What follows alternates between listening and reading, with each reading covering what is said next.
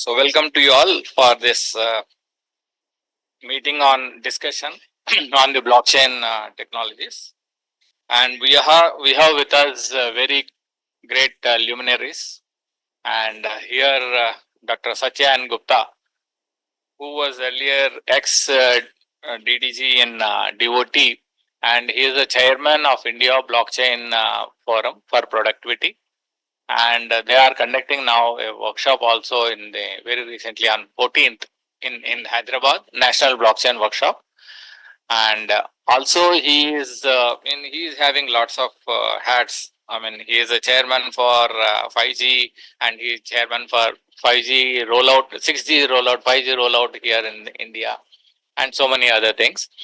And he is also advisor and mentor for the Center of Entrepreneurship and Blockchain, which is being established by Ministry and STPI together and Haryana government in Gurugram. So that is his this one. And Dr. Chetan Sharma, he is actually CEO of the CoE, Center of Entrepreneurship, and it was developed under STPI, Software Technology Parks of India, which is an autonomous body of MIT, Ministry of Electronics and IT. And this CoE is funded by Ministry of Electronics and IT, STPI, and Haryana government. And their main job is to promote some of the students' entrepreneurship in the area of blockchain for various applications. So that is the brief introduction about him. And Professor Arvind, Professor Arvind from MIT is a very popular person. That's why he is a good friend of mine. So Dr. Arvind is IDC. He is working in IDC. He is a mentor of knowledge partner for CoE, Center of Excellence in Blockchain Technology, Center of Entrepreneurship, Blockchain Technology. And to introduce myself, I am Dean Translational Research, which I have joined very recently, 2 months ago. I took VRS from the Ministry of IT and as a R&D head and group head. And after that, I joined here, Scientist G and the group head of R&D and IT.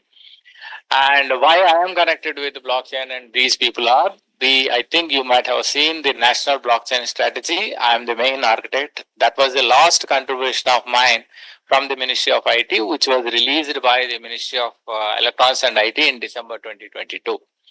So we have designed that importance of blockchain, how the blockchain will be useful for various applications other than the fintech area, that financial application area.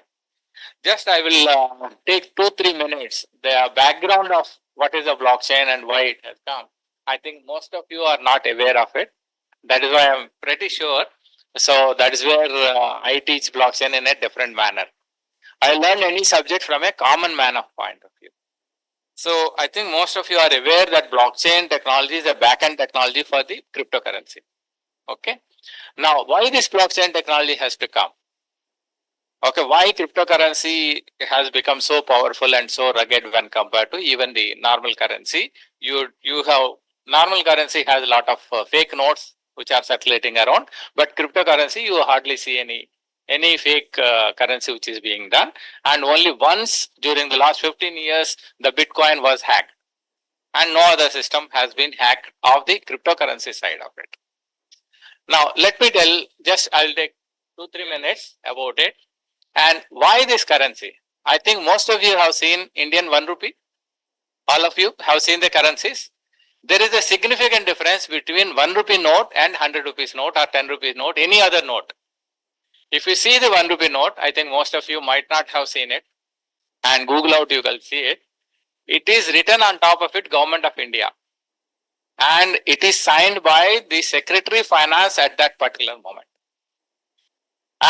But if you see the 100 rupees note, 10 rupee note, even 2 rupee note onwards, it was written on top of it, Reserve Bank of India. It doesn't say that Government of India, and it is signed by Governor, Reserve Bank of India.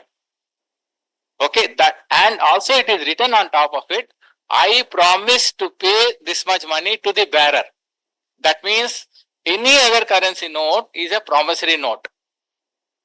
Okay, and 1 rupee note is the actual currency note. It is there in all the countries also, it is the same thing. The first currency that you are talking about, either dollar, yen or any other thing, that is given by the central agency of that, either central bank or anybody. In India, it is Reserve Bank who is controlling it. In other countries, it is some other bank, whatever the name it is there. So that means if you see the 1 rupee note is actually the currency and all others are promissory note. These are given by, authorized by the government of India. This is very few people know, except some of the management and commerce and economic people, they know that. Now, why this has come?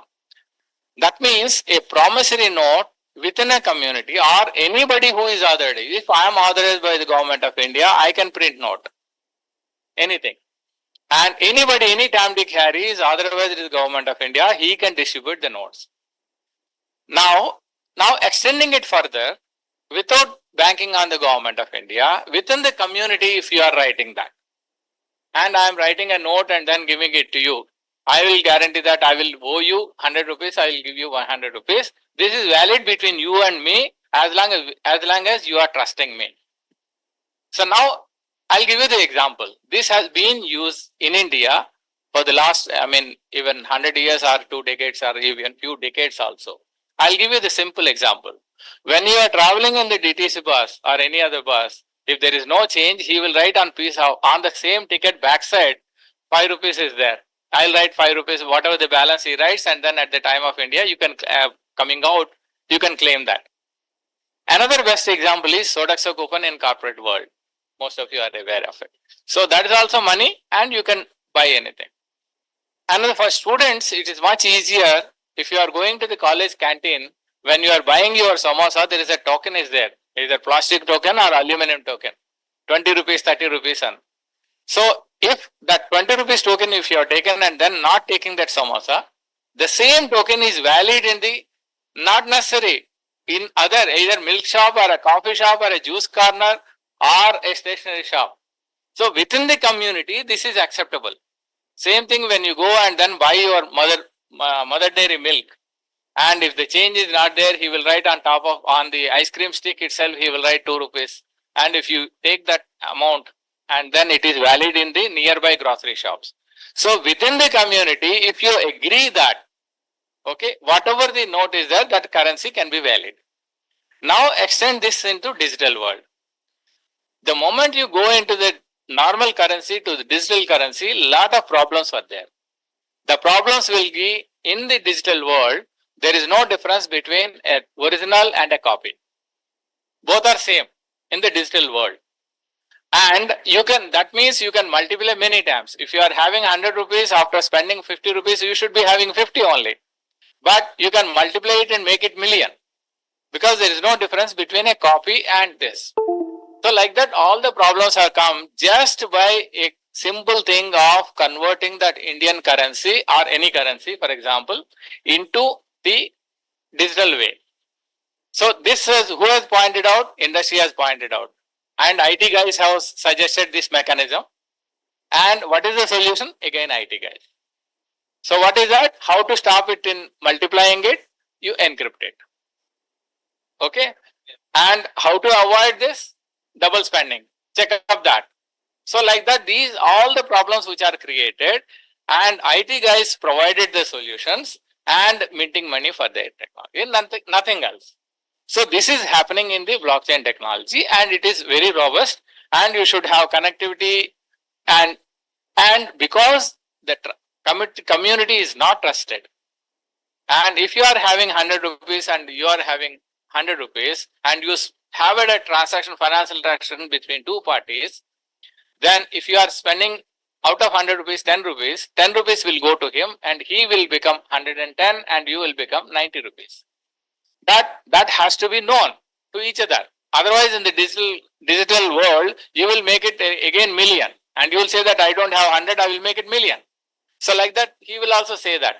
To have the trust, everybody in the community will take it as a note down.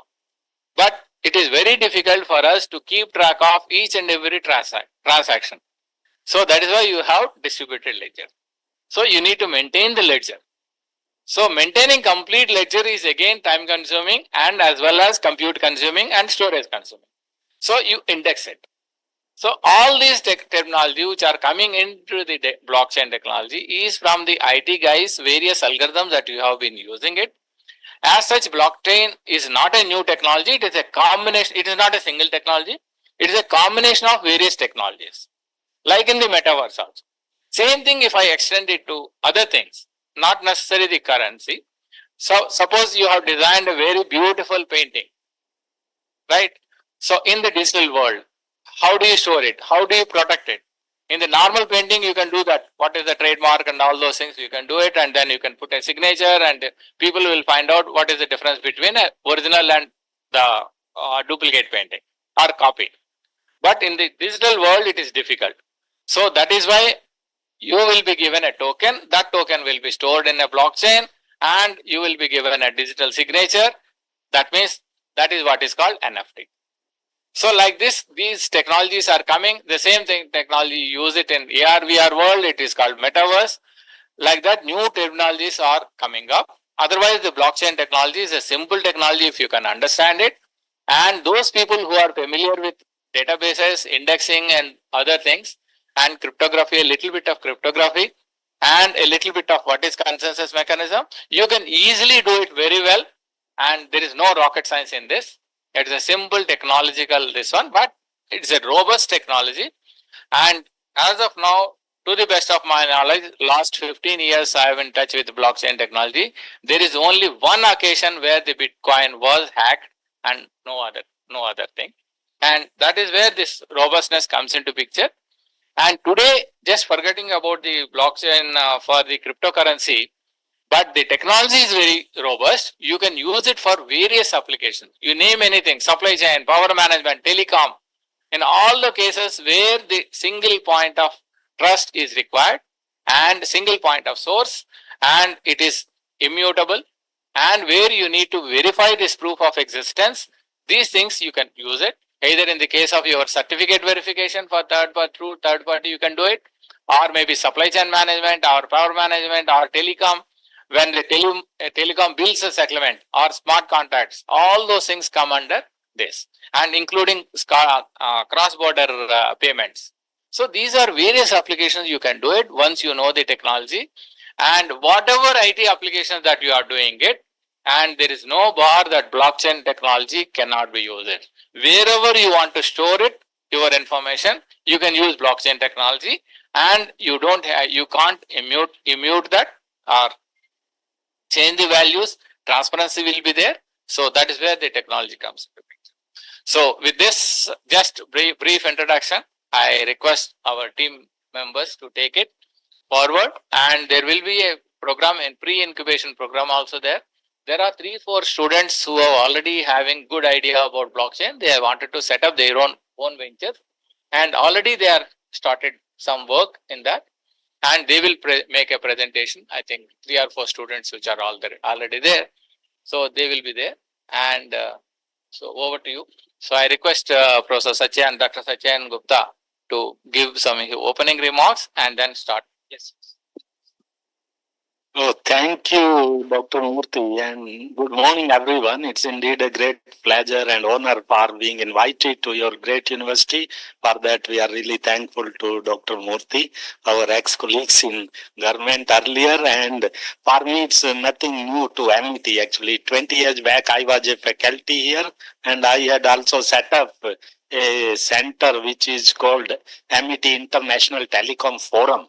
Maybe you were not there that time. I think Madam Gopa only was there that time when we were doing a lot of work on telecom side, of course. But this is in a different domain and blockchain actually, and there cannot be anything better or more competent than Dr. Murthy. Actually, we have seen, and he is the author of our national broadband framework, which he mentioned, and it is becoming a reality on 14th of April, 14th of June, actually, where CDAC, Dr. Lakshmi, actually, she was a junior of Dr. Murthy, and it is being launched, actually.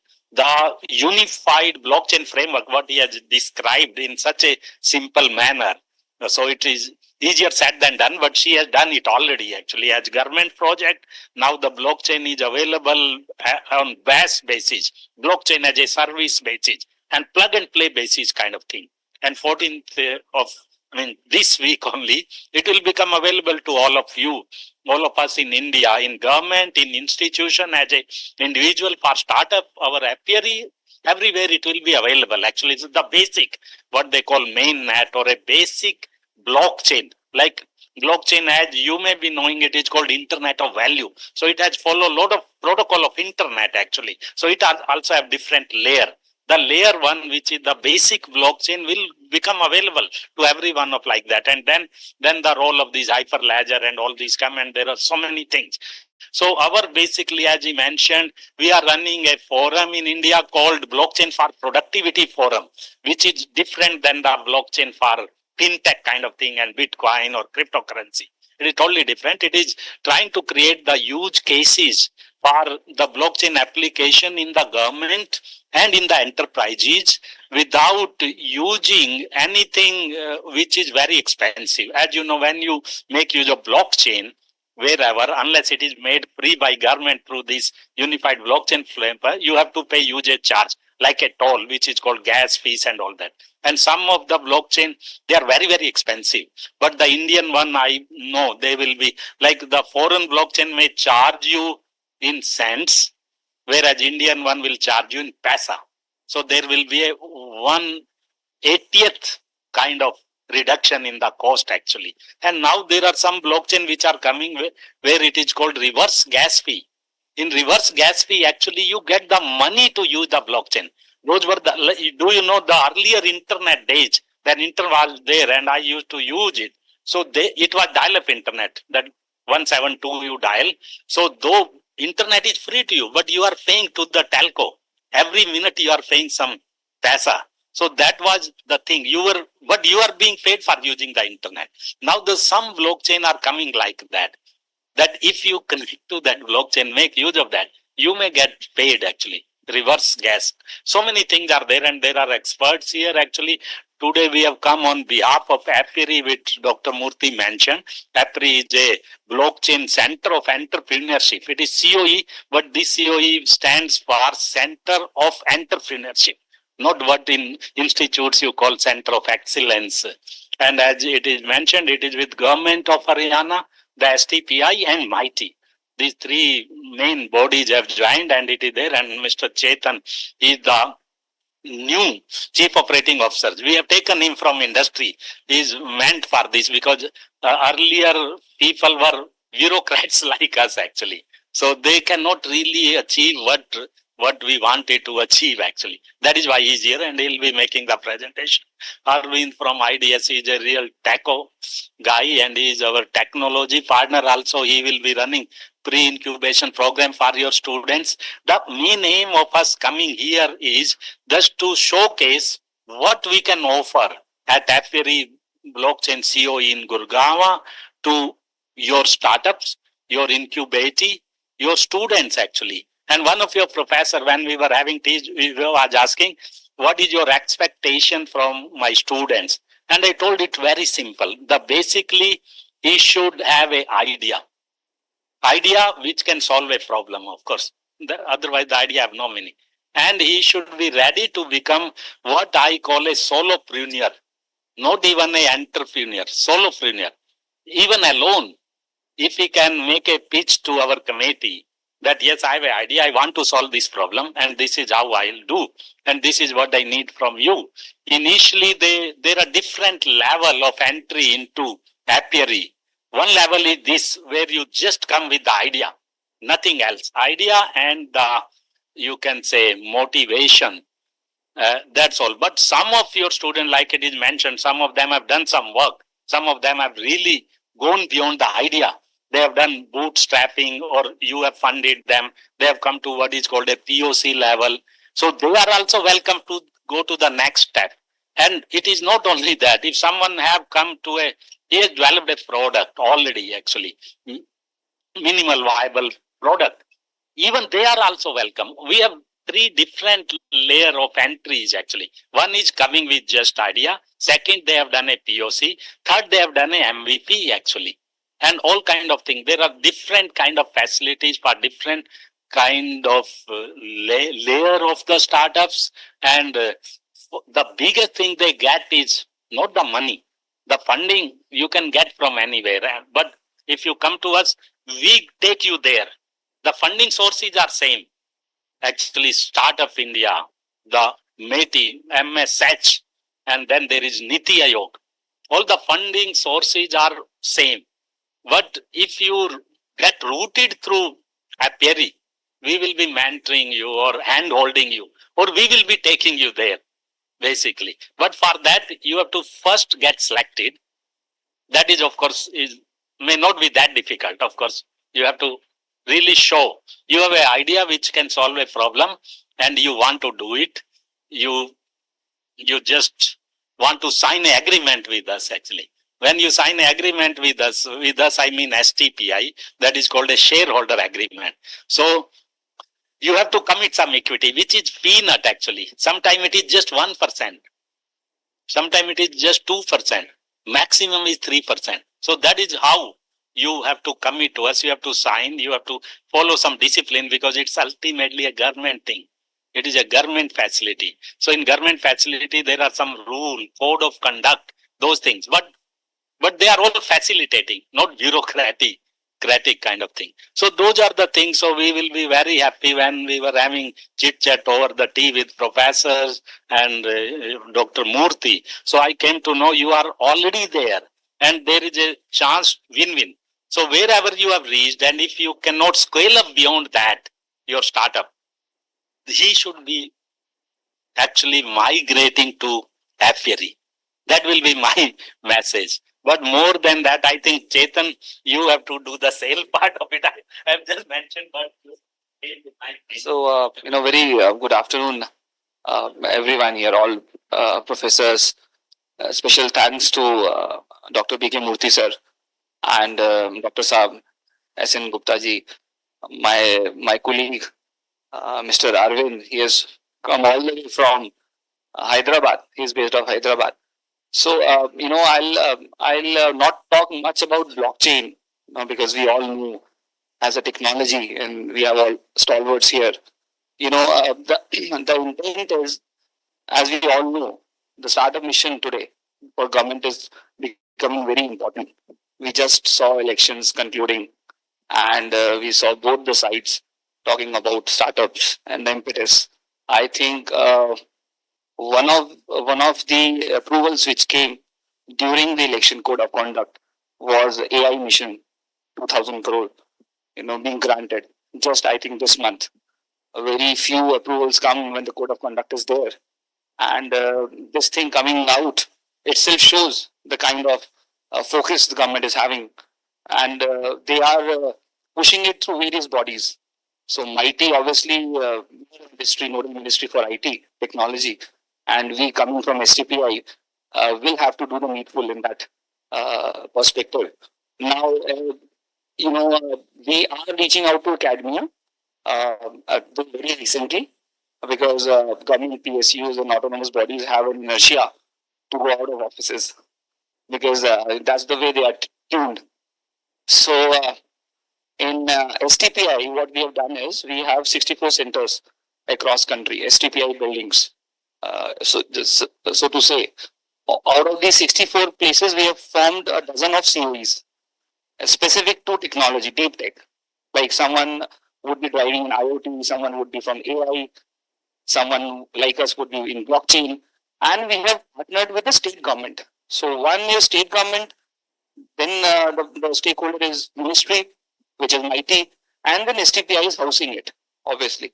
So these three stakeholders put together are supposed to run the Niti Aayog and the PM initiative of startup.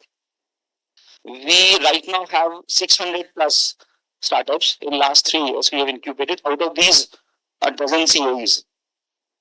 And STPI as such has been doing this incubation thing the last 2 decades.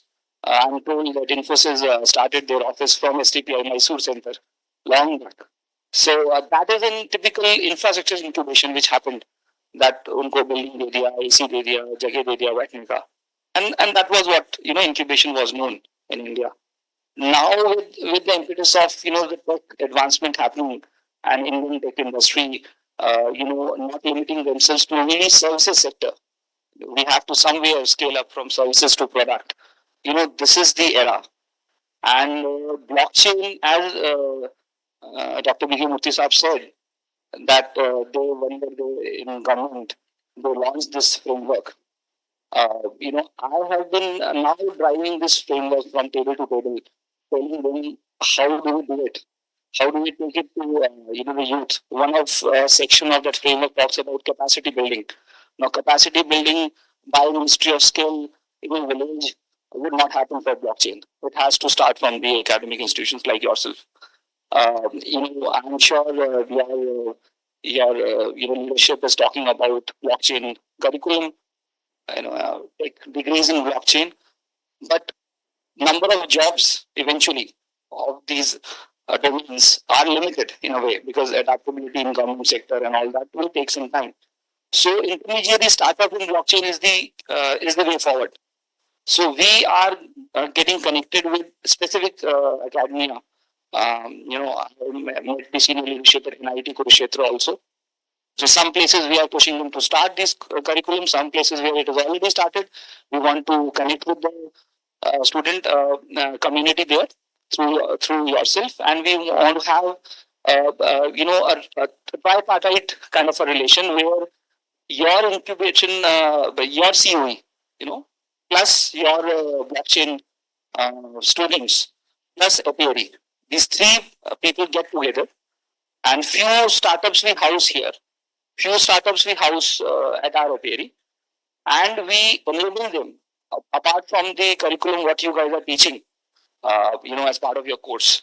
Because we have the knowledge partners like IDS, we have IBM, Intel, we have a tie-up with them. We can get tie-up with them like Hyperledger, Hedera, the global platforms.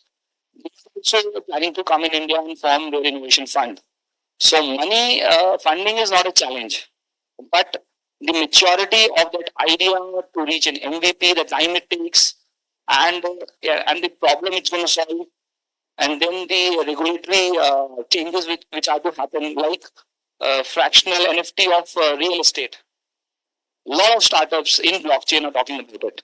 Every week I get someone sending me a deck about NFT in real estate and the youth, concerned youth things that they are doing. But the regulatory changes, SEBI finally took a meeting and a decision, and I think Arvind would be, talking more about it. So we are talking to those regulatory bodies. We are talking to TRI, Dr. S. Gupta Saab, next TRI Joint Secretary. So such regulatory bodies like RBI, SEBI. So we depending on what kind of startups, the roadblocks they are facing, we would be doing all these key policy, advocacy. Yeah, handholding. But it all would start from your tech student is second, third year, because then they have time. And while they graduate and even they go and start doing their jobs, they can still keep the startup alive. Because, a junior batch, someone can still be in touch with us. The person remotely, virtually can get incubated. For example, someone from Noida gets a job in Bangalore. While he or she is working there, his junior, the next batch can be in touch with us. And the whole idea would not die in case it is of that worth. And apart from that, I personally believe that starting your own thing at this age helps you, even if the first idea doesn't fly through, at least you don't waste your productive time when you are doing a job. Because, a lot of startup guys meet me, they say we worked for 10 years, then we left a job. And now that initial 3-4 years for them, okay, the opportunity cost is humongous. Recently, we hosted an Oman delegation and they closed a deal with one of our startups. That startup was founded by a banker, a PO in SBI. He worked in SBI for a decade. He got a posting in Himachal as a probationary officer in one of the branch. And there he saw the problem of the farmers, the apple farmers. And he came with a solution on blockchain. And it took for him 3 years. at Apiary, to reach a level. And last 6 months, I'm in touch with him, and they, in spite of helping them with grants from wherever we can, eventually that's a struggle at that age or a phase in your life. So for a young starter, startups from academia level, I feel that they have more zeal, they are more flexible, they have less limitations, and it's an handholding which we three parties will have to do. The CoE at MET, I think I met them last time when MSH event was here. Mighty Startup Hub came, so I was also invited. So I came here. I just could have a brief discussion with the concerned gentleman. So they would have a generic CoE. Okay, you would have an AI, IoT, everything. But then blockchain will support them. At Apiary also will support them, and we want to address the students. They might not be here today. We can have another session on VC, Dr. Murthy. And yeah, I'm very limited of them. Yes, exams are going on. Oh, okay. Yeah. Oh, yeah.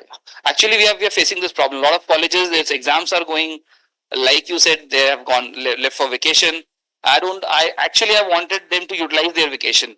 So the timing of approaching them, and yeah, fine, sir. So we have launched a pre-incubation program where basically we have covered 60 to 70% of incubation, program into this. This is for students, and they would in next 8 weeks they would get a feel of how do you convert a problem into an product or an MVP, a startup.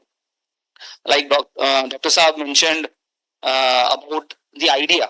So we have gone one step ahead. We have created a repository of ideas. Okay, I mean the problem statements basically, and a very relevant one. Because we meet Arvind and I put together have met around 200 plus startups in last 6 months. Arvind is driving a Bharat blockchain yatra.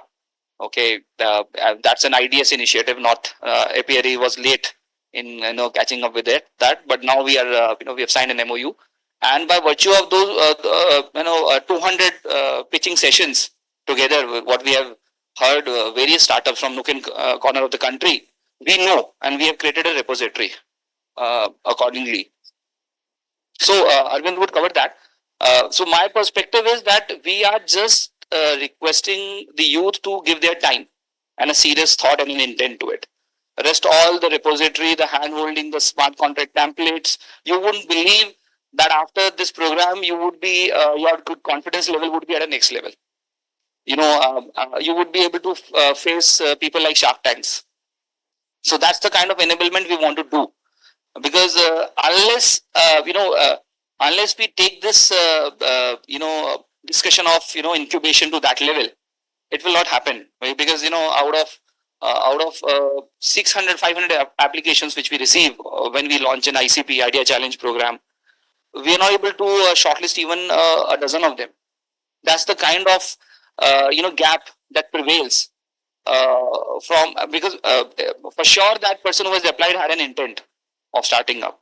In his mind, in his psyche, he or she feels that I want to be a startup guy, and they don't know actually, or the hand holding is not to that level. They just feel that हमने apply किया है, अभी हमें वहाँ से grant मिलेगा, फिर हम company बनाएंगे, फिर हम काम करेंगे, and it doesn't happen that way actually. So we're changing the whole rhythm, at least at Apiary, and we are telling them that you need to have basic acumen and an intent to have this. We will at least enable you to that level that you would be 2-3 months down the line, you will be in a position to face VCs or the angel investors. And once you are at that stage and you do that, and you start getting some grants, or you start getting some hope, serious hope, then it's a matter of time. Paytm came, PayUmoney came, MobiQuick came, a lot of wallets came. The right time, if you can do at least basic work, and sometimes innovation, a unique innovation is difficult to be done, because somewhere technology gets and patent filing and all is not that easy. By the time you get a patent, there is another startup working on the same idea. But at least, it should be presentable. It should be, you should be talking to that level that, you have a team, you have 5-10 people, they're working, you're getting funded. Yes, yes. If not all, yeah, absolutely. So I'll, give the mic to Arvind without taking much time. I've covered the intent of the whole thing, and this is just the beginning. We would want to interact with your leadership to Dr. Murthy, and if it works, then we would sign a formal MOU such that we have a ongoing dialogue. So, Dr. Saab, you want to add something? Yeah. So, I would want to know from students, from which year you, blockchain specific course you have? Pardon? You can have the mic. आप mic दे देंगे उधर? Mic.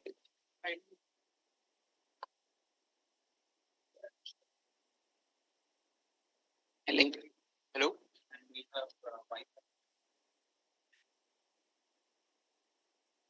Hello. This one. So open Wi-Fi. And can you? Hello, sir. I am Ayush Thakur, a student of BCA and MCA dual. Okay. And sir, I am currently working on Metaverse blockchain platform startup. BCA, MCA MCA dual. Yes, sir. Okay. And my specialization is blockchain and AI. Okay. Yes, sir. So, what's the batch strength you have? Sir, 18 students. 80 students. 18. 18, 1 8. Yes. And you have blockchain specific curriculum, or it's Yes, just sir. out of curiosity you got into it? Sir, in semester 3, I have taken specialization as Achha, blockchain. you have taken specialization. Ma'am was telling me that you have blockchain specific BTech students also. Achha, they are all right. So what is the strength of those students, number of students, ma'am? 60 in 1 year. So like second, third year. Achha, fine. Fine.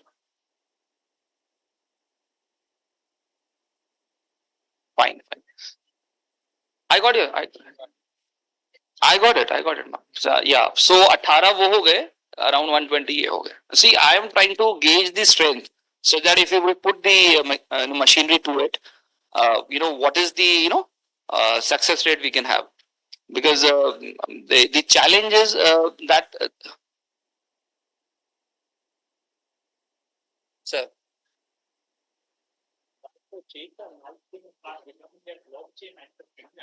You don't have to be a blockchain student. You can be a student of AI, student of computer. Correct, sir. Yeah, that is needless to say. He is MCA, BCA. He is interested in blockchain and he has a startup. But the fact is, at least someone who is studying that, who has taken that as a course, he would be more tuned towards that, because yeah. Please go ahead. Sorry to interrupt you, sir. Huh. By the way, sir, I have instead of telling you about it, I have to show you something. You'll show it. Yeah. You get the chance. I can, yeah. I have made a AI search engine. Okay. So sorry. Yeah. Even some of you can teach that answer already. You know, for that you get another opportunity answer. But if some of you are ready made, maybe as a sample, because they will help you in how to do that. Yeah, that is the. Go ahead. Yeah, I have made a AI search engine with Python as well as the complete full stack web development. So it took me 4 months for the prerequisites to study the whole web development and Python, as well as to 1.5 months to develop that product. Okay. So it is a combination of like Google thing and ChatGPT combined. So means you will be able to get the links as well as, and you will be able to get the precise answers as well. And it has a dedicated chatbot model as well.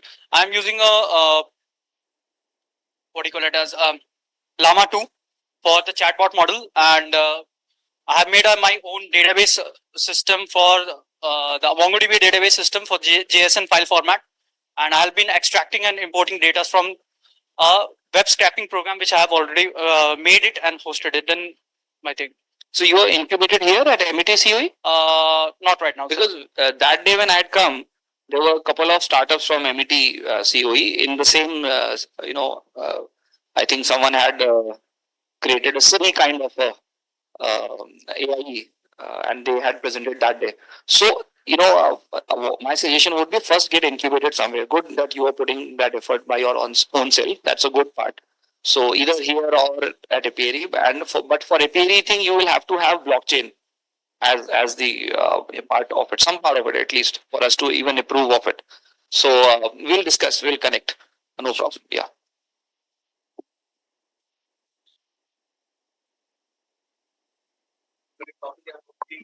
When we are running the BTech in cybersecurity, we are running the MTech cybersecurity, we are running the MSc cybersecurity and forensic science. So in these programs, we have included the blockchain technology as a main paper, where the students are working and they are implementing the things, whatever they are having in their curriculum. If we are talking about the MC program, BC program, we are provided the blockchain technology as a area specific course, which they can out as a basket. So yeah, as an elective course. So in such a way, our students are working in this area through various academic programs. So that's what we welcome actually.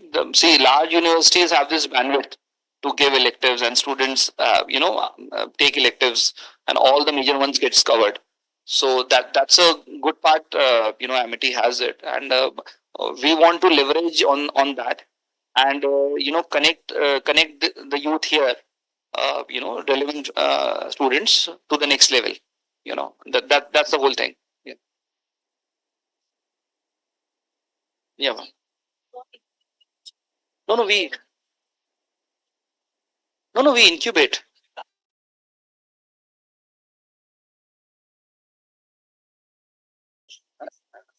Yeah, that's why I asked him, is he incubated somewhere or not? Yeah.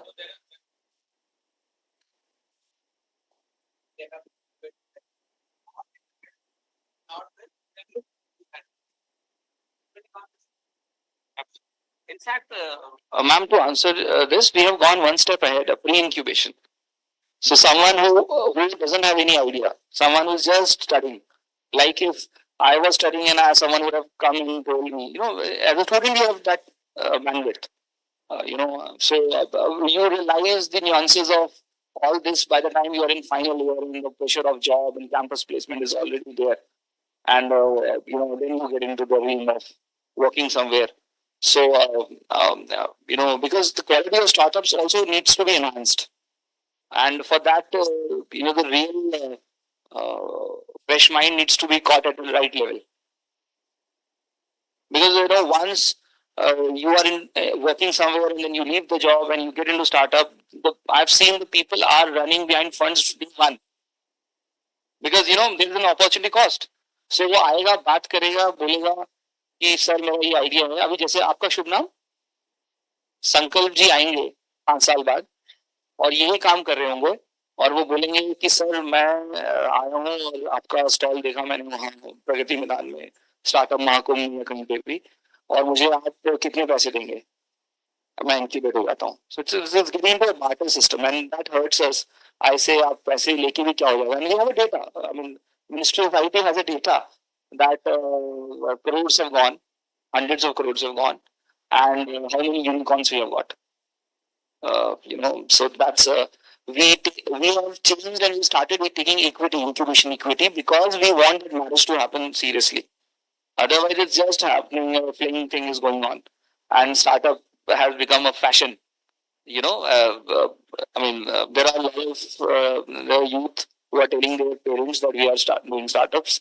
For many years, they are doing startups, and nothing is coming out. So we want to prevent that as a government COE. We want to channelize the whole effort into the right direction.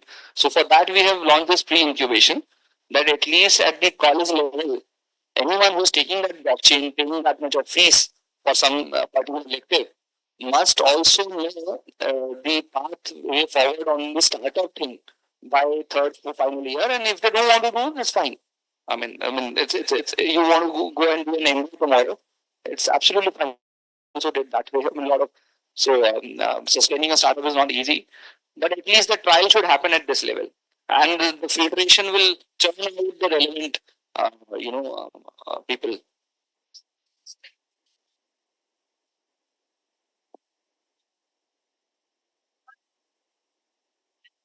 Yeah, correct. Yes, yes. Yes, and that's where indeed right question at right time, I would say. I'm Arvind Vorganti, Global Vice President for Blockchain Practice and Products at IDS. So IDS is Information Data Systems. We are there from 1996, a Michigan headquartered company. And I'm an alumnus of IIIT Hyderabad and Liverpool Business School UK. And I'm also chair for Hyperledger Governance, Risk and Compliance SIG, which is a global special interest group under Hyperledger Foundation, driving how GRC would be, how blockchain can be leveraged in GRC space and all. So my presence here is basically IDS is the industry partner for EPIRI, one of the industry partners for EPIRI, who is driving this program. And basically a company like we have delivered enterprise blockchain applications across 10 plus industry verticals. Today we work with 3 central banks. We work with the leading pharma companies, oil and gas companies, and also we work with Department of Trade in Australia working on a decentralized identity project. And we are working with Ministry of Education, and we are working building an educational consortium network called Bharat Blockchain Network. And 8 months back, we did this Bharat Blockchain Yatra. Nothing to do with Jodo Yatra, anyways. But this Yatra is more a tech-focused Yatra. We traveled across 18 states, and I'm lucky to get that opportunity to travel across 18 states in the country. We did 21 plus series of events where we brought the local blockchain leaders of each state onto one platform. And we started narrating the blockchain story beyond hype. And another interesting thing which we also are working on is an educational metaverse by name Polyversity, which was indeed launched by Dharmendra Pradhanji 2 years back. And for my contributions to Indian blockchain ecosystem, I'm also recognized as one of the top 40 blockchain leaders in the country. I'm also blockchain top voice recognized by LinkedIn. So basically, all these credentials is very important that your students are in safe hands, not only in terms of getting funding or positioning with STPI, but also able industry partners who will be enabling your students to translate their ideas into scalable blockchain applications. And indeed, Satyaji was talking about BaaS, right? Blockchain as a service or infrastructure layer. So aligned with national blockchain strategy, government already started building the backend infrastructure, a blockchain network for Bharat, right? Now what we are working at IDS is bringing few more layers on top of it. That is the application layer and then the business layer. Because at the end of the day, how quickly we can enable the startups to pick a business, an industry sector, and in that industry sector, certain use cases, and then those use cases into workflows, into user journeys, into smart contract templates, and then the user interface or user experience. So all the layers on top of this infrastructure is what we are working towards. So that means any startup getting incubated at EPIRI will start its journey not from zero. Rather, they start at least 30-40% on top of it. That means their time to market goes quicker. And second, if they were to fail, they will fail fast. Third, they don't wander 6 months just searching for an idea and doing product market fit. Rather, the use case repository will clearly say these are the scalable blockchain applications, these are the scalable blockchain use cases which are proven and which are making revenues in the industry. So in that context, our basically the program, what we typically call is a blockpreneur, right? Any entrepreneur working in blockchain space. So the beauty of English is you can just split the words and put them together, and that's how the etymology of English supports, right? So now let me quickly take you. See, I think Chetanji already spoke about, and I'm sure it will be very difficult. I'll throw the light. So anyways, everything is already discussed. So now let me quickly talk how from industry point of view, we are seeing at blockchain. Okay, a quick, I mean, again, I won't go to so much basics because, Murthy sir has already put that blockchain enabled community money or digital barter system in past, but eventually it extended to broader applications.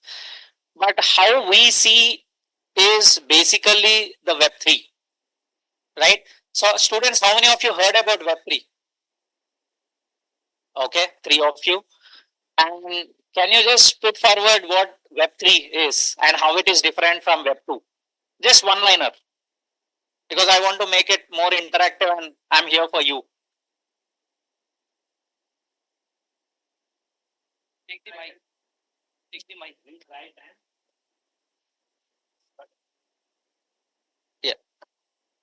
Like Web3 is more like read, write, and own. Like you are owning your own data, not like centralized servers that are Web2 are using. Okay.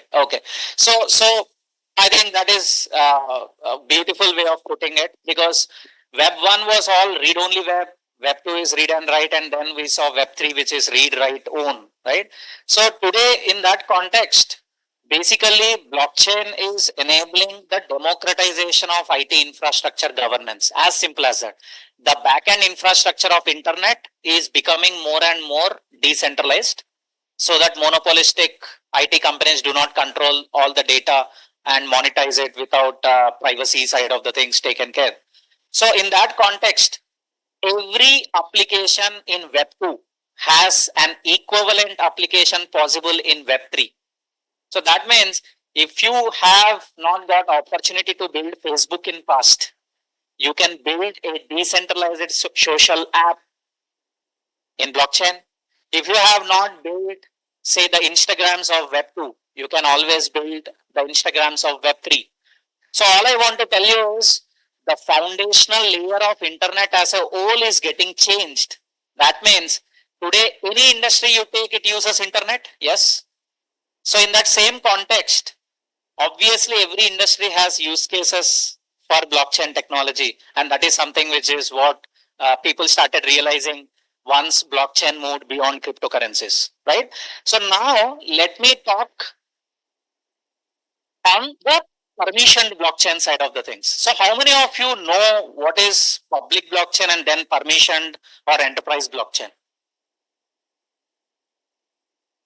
That's good. And that is what India should drive towards. Because if you take public blockchain, the nodes or the infrastructure is maintained by anyone. But if you take permissioned blockchain or enterprise blockchain, the nodes are maintained by a group of or a consortium of organizations. It can be a group of enterprises or it can be a group of government bodies. Now today, RBI recently launched e-rupee. And that's a perfect example of blockchain in action in government, right? So that means while cryptocurrency in the name of no transparency, anonymity and certain things, it pitched the technology, but now the incumbent player, that is the central bank themselves adopting the same technology, itself shows that the technology adoption is growing beyond. And second, how many of you had this DigiYatra experience when you travel through airports? And that is on blockchain as well. That is built on Hyperledger Indy. And if you see recently, even NIC, National Informatics Center, spoke about 13 lakhs of, say, CDSE certificates issued on blockchain. That is also a classic example of enterprise blockchain getting into action. And government of Tamil Nadu today is adopting blockchain to issue from birth certificate to death certificate. Every certificate, every identity happens on blockchain. And last but not the least, Ministry of Transport recently is supporting one startup, a startup called MMCM. The founder is a good friend of mine. They are working with Ministry of Transport, and all the vehicles at the end of their life, once they get scrapped, the carbon footprint of that particular output which came is also being tokenized, and even carbon credit tokenization or sustainability is also coming onto blockchain. So all I want to tell you is you throw industry or a sector, there is a blockchain use case. So that means unless until there is a coordinated effort across multiple ministries, academia, industry, nothing of scale can come out of it. And I think that is where amazing effort done by Murthy sir, because the national blockchain strategy, that is the outlook for India, is already set. Now we are working towards making that happen. And how do we make that happen faster? And I think that is where the youth of the country should be enabled, and that is where we have come up with this Poll and Propel. Clear? So the context is very clear. Yes?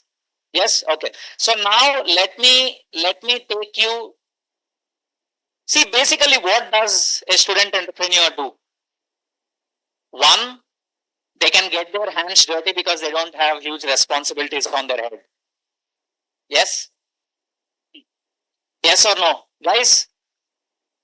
No responsibility that you need to pay something every month and you need to pay your EMIs or something. Your parents are taking responsibility of you. So that means you have this next 2 years or 3 years where you can play and get your hands dirty trying solving problems.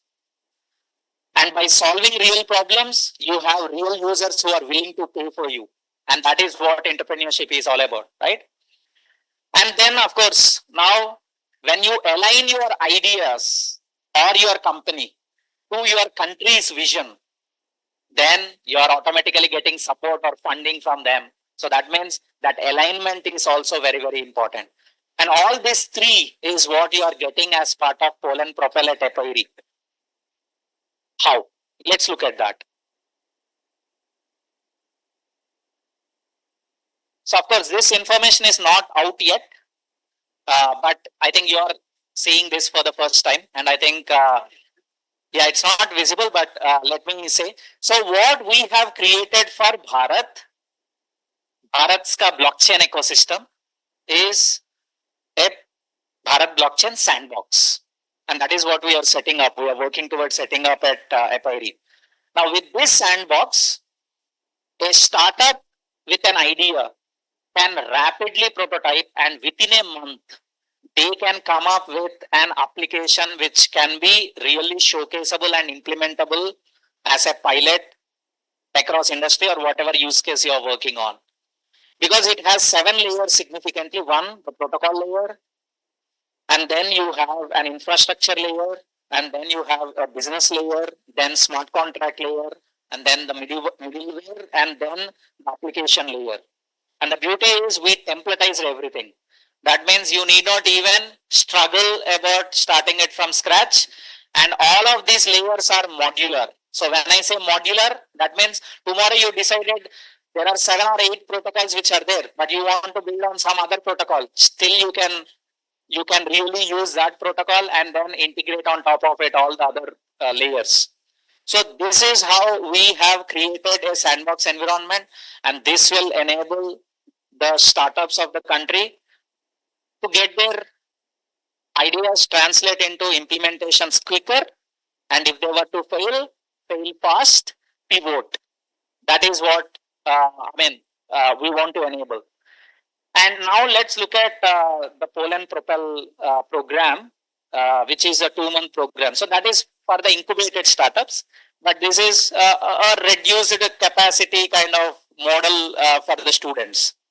So basically this is a 2-month program, okay, which is 8 weeks.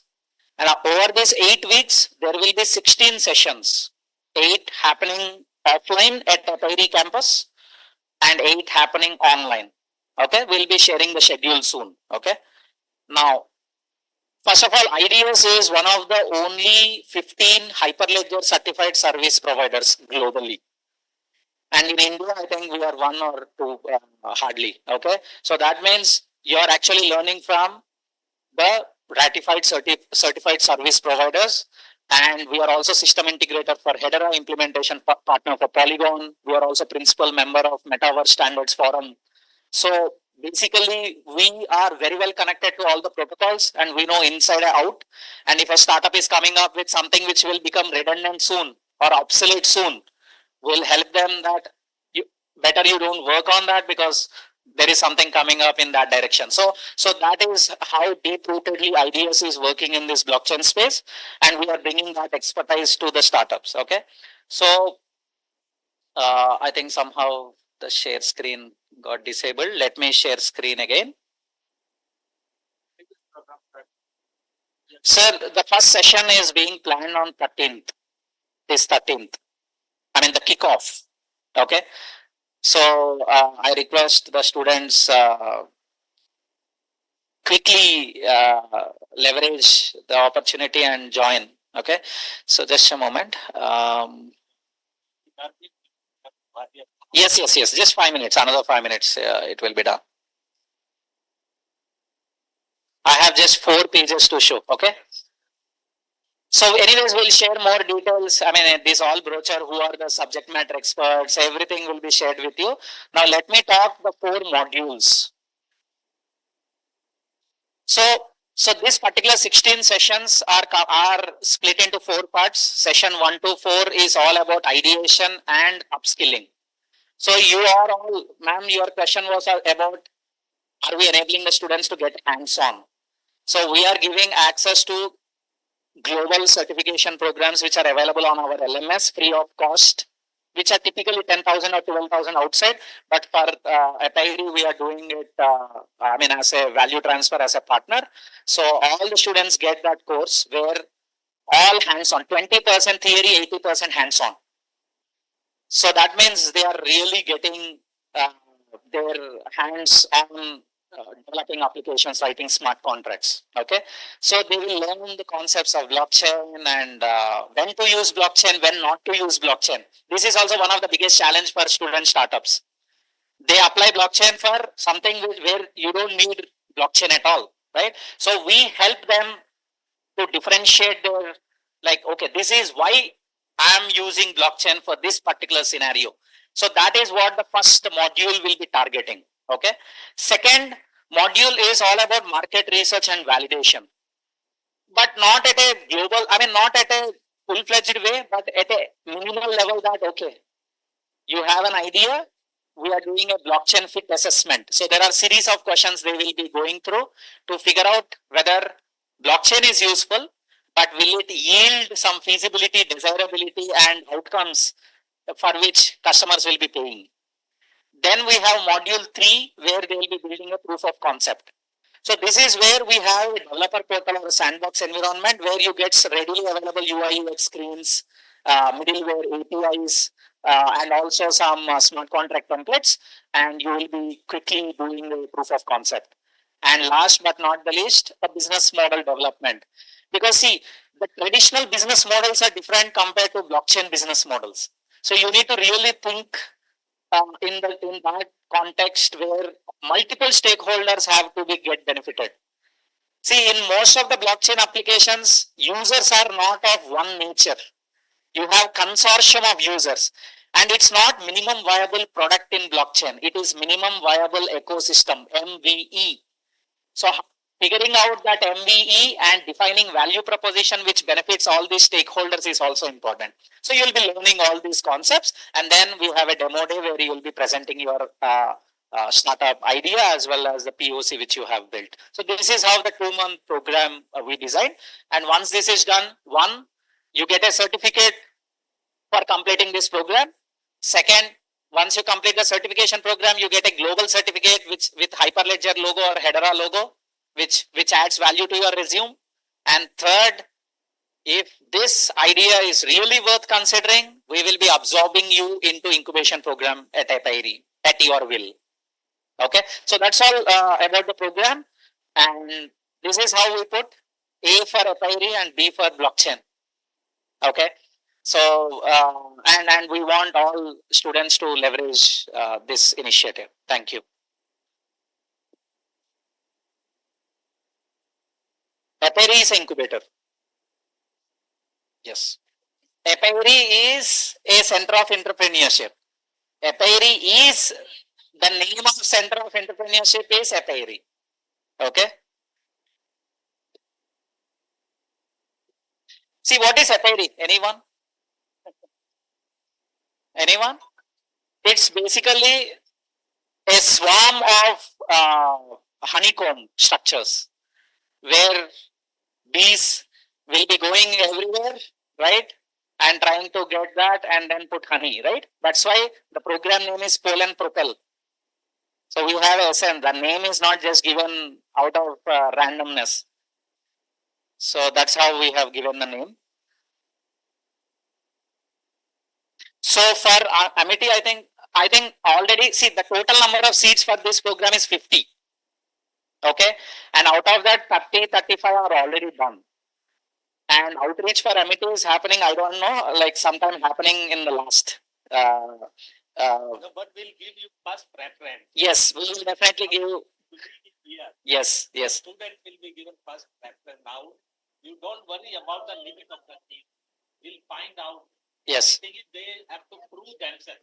As Arvind is telling, they have to have a idea and also some problem they are solving and whatever they are going to do. So see, then the need is sometimes we will measure you on 3 parameters. One, the enthusiasm. Second, if you don't have idea but you have the problem solving skills, we will give you an idea from our use case repo. Yeah, yes. Yes. But anybody can be student actually. Like I register as a student. On this program, I myself have registered as a student. Doctor, Each one of the students are like. See, so I was just answering the same thing to ma'am. Sir, हम लोग क्या है startups को भी session देते हैं. Okay, so we will train the trainers का कुछ बना देंगे and we will invite you also. I want the students because there were few startups also who were wanting to do this. You know, कि sir हम भी बैठ जाते हैं and we all pre-incubation and all. I said I don't want to, you know, because student का सवाल कुछ अलग आएगा, senior लोगों का कुछ अलग आएगा. So that confusion I don't want. Baki, as such, you are most welcome to Peri, Gurugram, STPI office, and I would take this feedback and we'll create a short module and we'll do it. Within these 8 weeks, we will do it because our trainers will come. So वहीं पे कहीं fit करके आप लोगों से बातचीत करके we will do it. See, we have. हाँ. See, the point is we have, Dr. The point is that we have made it hybrid as such because as per the government norms we have to. But my view is that हम लोगों के लिए भी अच्छा है online चलता रहे. आप सब जानते हैं ना ऑनलाइन बहुत अच्छा रहता है. ये this is an extra Attention time, focus time. So at least. See, we have the infrastructure, we have the auditorium, you have infrastructure. You know, Hindustan में infrastructure हर एक के पास है. But the gyan and the relevant gyan is to be given and that I want my startups also to share their feedback with them. So all that cannot happen properly online. And for that 8 sessions also, 4 times you need to visit a page. Morning and forenoon and afternoon session. That is how we are planning.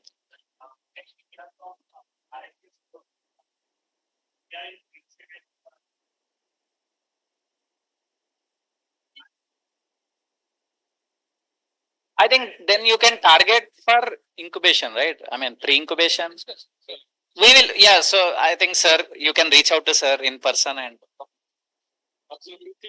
We will have 2 or 3 presentations. Yes. What will happen is Arvind will continue. I have to say courtesy call to your vice chancellor, me and Chetan. That is Chetan, but he will back. I'll continue. We'll take 2 minutes and he will make a presentation of it. Yes. Would love to see. That would be a great opportunity to Yes. make your pitch, but Arvind, you are finished. Yes, sir. Yes. I'm done. Yeah. It is a great opportunity for you. You will not get such a get ready, please. And Arvind can guide you to tweak your pitch deck also. Because they are telling you, you have to face the shark tank. So these 2 guys can tell you how to tweak your pitch. Yes. To be eligible for shark Yes. tank. Yeah, do it very fast. You also get that. See, indeed. No. Yes. Yeah. And in blockchain world, more than funding grants is huge. Yes. The protocols give a lot of grants. That means without diluting your stake, you can get grants. And we have cracked million dollar grants from various protocols. So if your startup idea has such potential, right? Or we can take to that potential also as we progress. Yeah, and as I mentioned, what you give to Apple is 1 to 3%, which is nothing. And the equity, that is nothing. And for pre-incubation program, no equity dilution, nothing, because there is no entity formation at that time. It's only in the incubation level, the equity dilution thing will come. Yeah, guys, you can.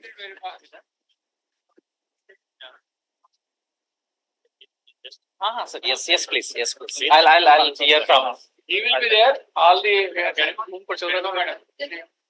students, whoever is making a presentation, he will be there. Yes. He will. I'll give my inputs here. Then I will come back after. Yes. Madam, sir. Maybe login कर लेते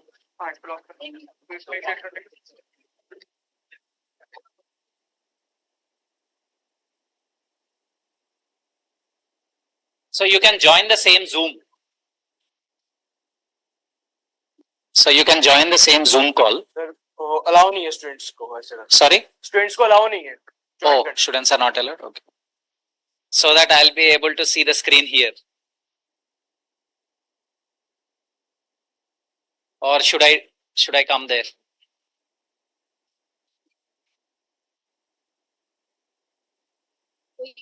So how many are presenting? 1, 2. Okay, and 2, right? Oh, okay, yeah. 3. Okay, fine.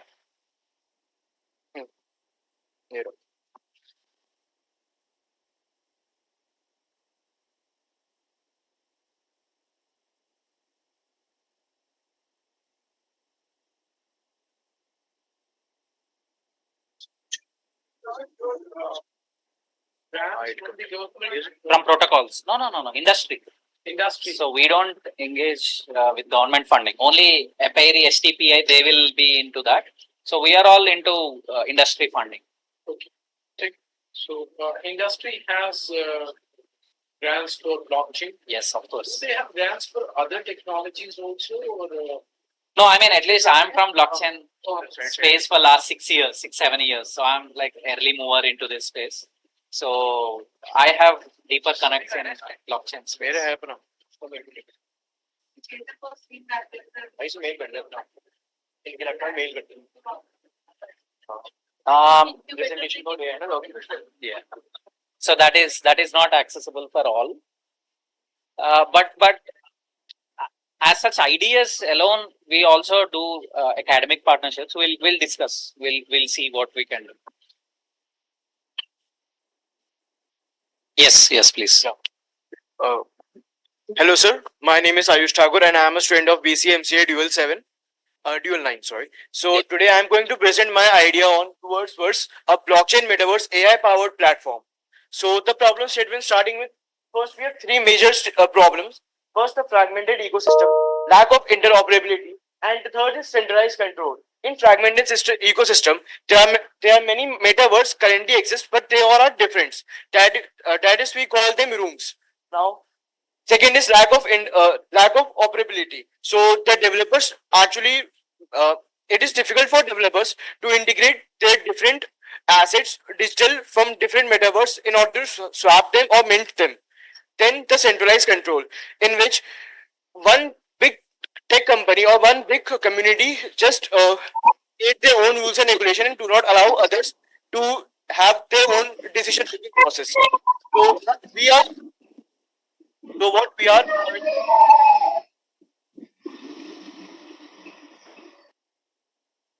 Just off that, I think that is creating maybe Online, because what we are providing is divide metaverse. That is one new metaverse. They get the interoperable asset and identity that just enable multiple assets blockchain time, and then when we realize in which there are any particular company or the candidates own place or so one of the AI powered environment if I would like to identify my own environment just by typing I want to I want management capital then the developer setting every user is a developer he or she can get the wrong platform integration multiple metaverse we are trying to type item models for metaverse and then quest and then after point find them user and create the one there is an NFT market so people are the user they are able they can purchase they can buy anyone who people NFT they want then the digital amount is a correct architecture not owned by any single identity then so start over change that overweight what we are going to do first the blockchain and first the blockchain then second day of data and following and scalable transaction then the AI algorithm in order to create environment generation and personalization the interoperability and fourth principle augmented reality in order to intend what picture is not then how we are then the competitive advantage how we are going to get every user one single unique identity so that we can save from the scammers and multiple accounts then the smart contract every transaction you understood from that then the university experience now we are going to mix virtual reality and augmented reality from it to one mixed reality platform then the developer who are a user who are a developer then the market data in 2022 there was the market was $20 billion and the compound annual growth was 23.2%. The market for augmented reality of it now is much higher than it is not visible. The AI to over global market of AI currently is $11 billion and then the global metaverse of the AI platform is $510 billion by 2030 and then about global is 7%. So this is the size of in 2020 was $21 billion and by 2030 it is going to be $8 billion. Yeah. Now, what is the word? The word that by is the word so created by he has another one banking and financial sector. So the base sector, the mission, education, and manufacturing. Any figures that so the banking sector is the retail is and so increasing by much higher rate. Education is also increasing much higher banking is and the rest is by 2030. Now the research segmentation. So there. Yeah, I think we are good. You can go to next slide.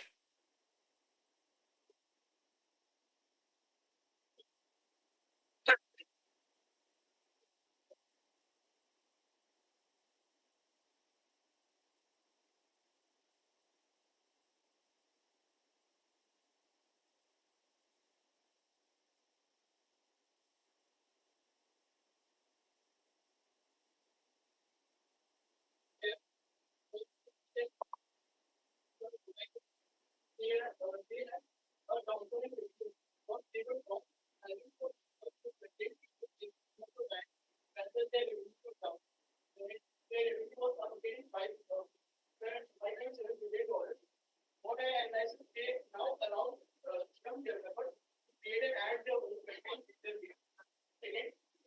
He has a Minecraft. In Minecraft, currently it's going down by down. Because there is no more content, there is and the users are actually keeping the game and it has a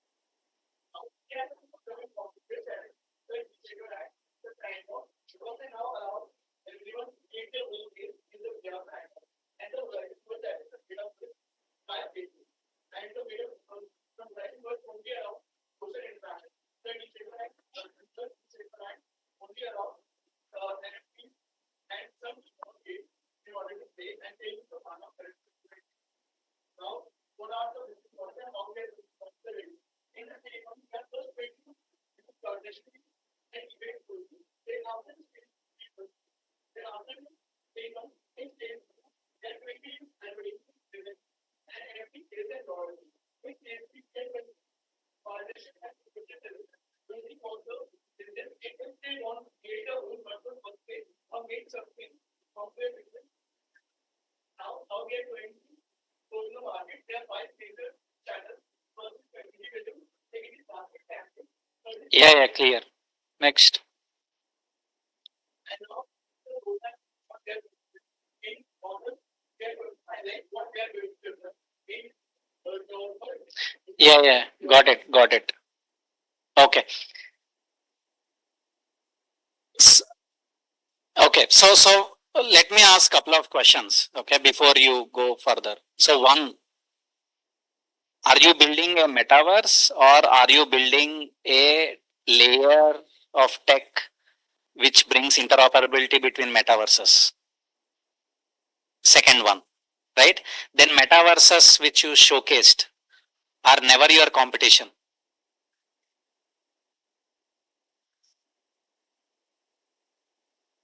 No, see, Decentraland from day one was,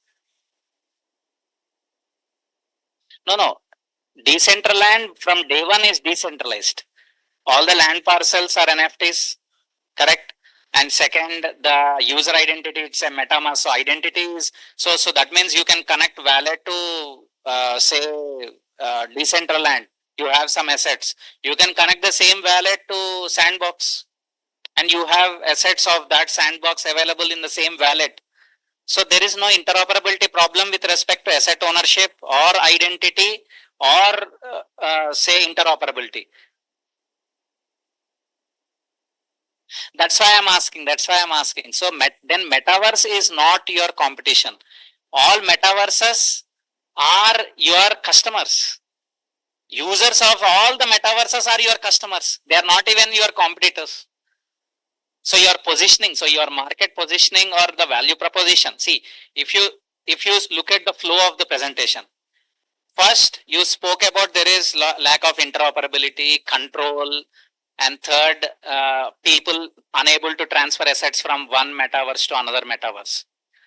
So let's validate these 3 hypotheses which you mentioned. One, let's take Minecraft, Sandbox, Decentraland. Each of these assets are built with a different pixelation, second, different type of assets, and different weightage. I would say you can't really use an asset or a tree in Decentraland, transferred it to say Minecraft or Sandbox, because Sandbox is a pixelated metaverse rather than Decentraland, a very low fidelity, low, what should I say, low resolution kind of world, right? So where do you really see, or why did you feel that there is a bunch of users of these metaverses who wants to really take one asset of one metaverse and put it in other?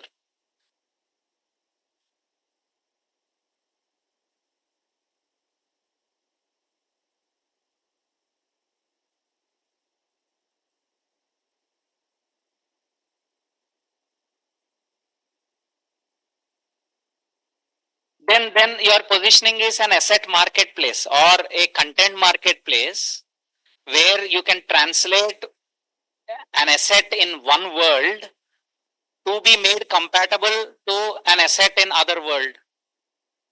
You are not building metaverse then.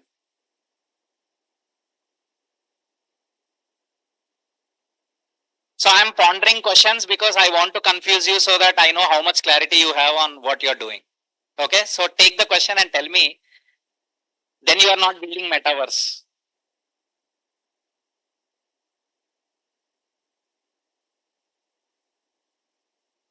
It's a content marketplace, man.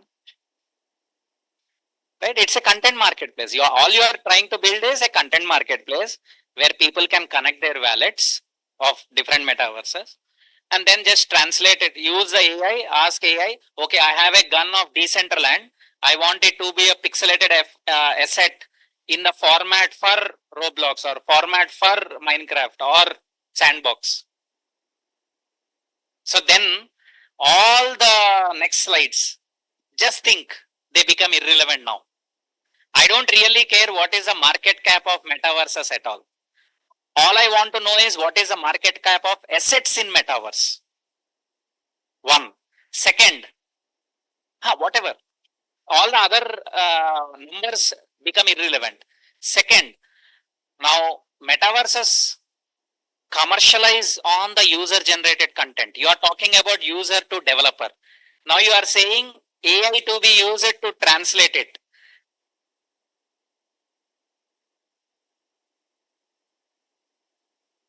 I understand. Then you are hitting the economy of the metaverse where buy and sell won't happen. Rather, I'll just buy one, translate it across all the metaverses. No. See, that's what. Your reasoning of using AI and your value proposition of user to developer. There is a conflict of value proposition, right?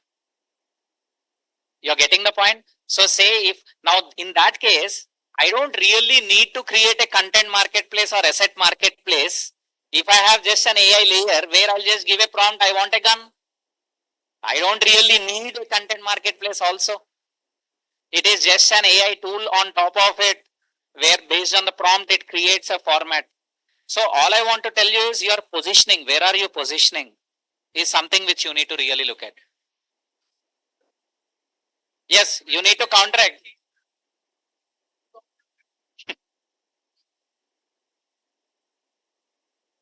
Yeah. Then you need to, so see, anyways, this is not a, what should I say? This is not evaluation. This is, I'm throwing some questions for you to introspect. Okay. So one, you are not building a metaverse. Realized. And it is good because building a metaverse is heavy investment.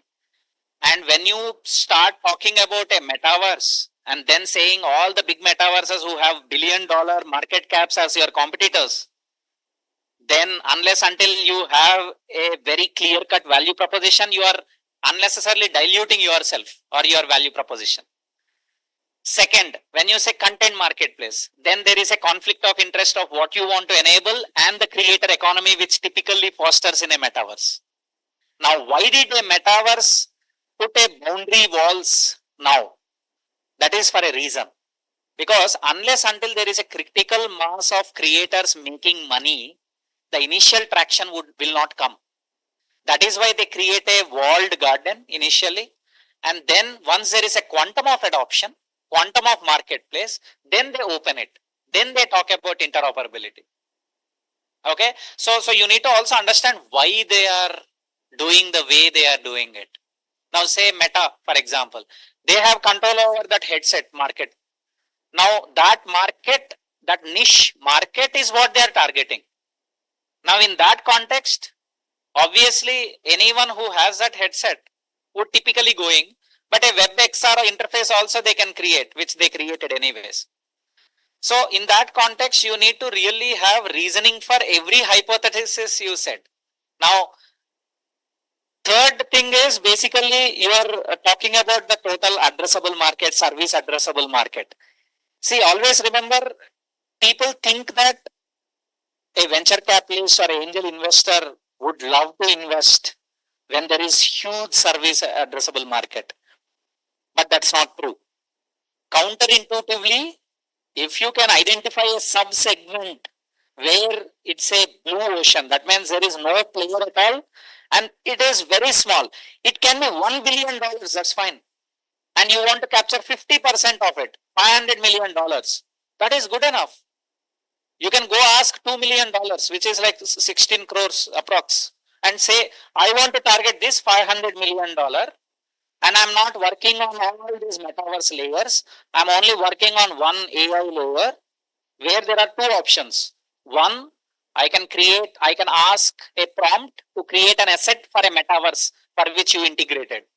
Second, if you already have an asset, you can ask the AI to transform that asset meant for other metaverse or more powerful or more features within that same metaverse. That means your positioning should be you will enable the creators to create metaverse assets much faster. You're getting the point? Instead of converting your asset into one metaverse to another metaverse, imagine you are saying, you are positioning yourself saying, I will enable any metaverse creator to create assets, sophisticated assets, quickly to the format which they want. You're getting? So don't make the user developer, rather make the developer ultra developer. You're getting the point? Customer segmentation. Okay. So think through. Always, I mean, I can give you only these pointers in this limited time, but all I want to tell you is the consistency or context in the flow of the presentation is very, very important. It's not putting big numbers which matters. It is worth putting those numbers which you can really sure shot hitting it. Say now market is $3 trillion. What is $1 trillion? 8 lakh crores. $3 trillion is 24 lakh crores. Where is that money? Who are going to create that money? Who? Where? Who? So now you need to ask such questions. And how do you position you to be one of them? Just creating an application will not put you there, correct? So your reasoning of positioning yourself is also important. Second, you have put one good thing which I observed is you have clarity on vertical segmentation. You need not target all the verticals on day one. You can say, just go. BFSI, retail, media, entertainment, education, manufacturing, others. Now you do market analysis. See what major metaverses are focusing on. One, they are focusing on sports. Second, they are focusing on e-commerce, right? So that means retail, you have tough competition. BFSI, very little, correct? Media and entertainment, very tough. Okay, education, very limited. And manufacturing, I think, pretty limited. So you pick your niche. Now, instead of saying all these verticals I know I'm targeting, you will now say, I have identified all these verticals and I have seen all these marketplaces or something are focusing on this and I'm picking my niche. And you quantifying that niche into the addressable market. That is what will reflect your filtering process within you and how you are going from a big picture to the minute of minute possible thing which you want to capture, both on the market side and also on the product side. You're getting the point? Yes, clear? So all the very best. And I think this is what the mentoring is all about, right? So you need to get this mentoring and that is what we are trying to do at Apairi and take part. I'm sure in 2 months of our mentorship, you will be able to fine tune yourself and you will make your life easy. So that if you were to fail fast, pivot. If not, grow. As simple as that. Okay. Yeah. Next presentation, please. Yes. Like, yeah. So he's fully occupied in the clouds of big market, big metaverses, like fully ideas, cloudy.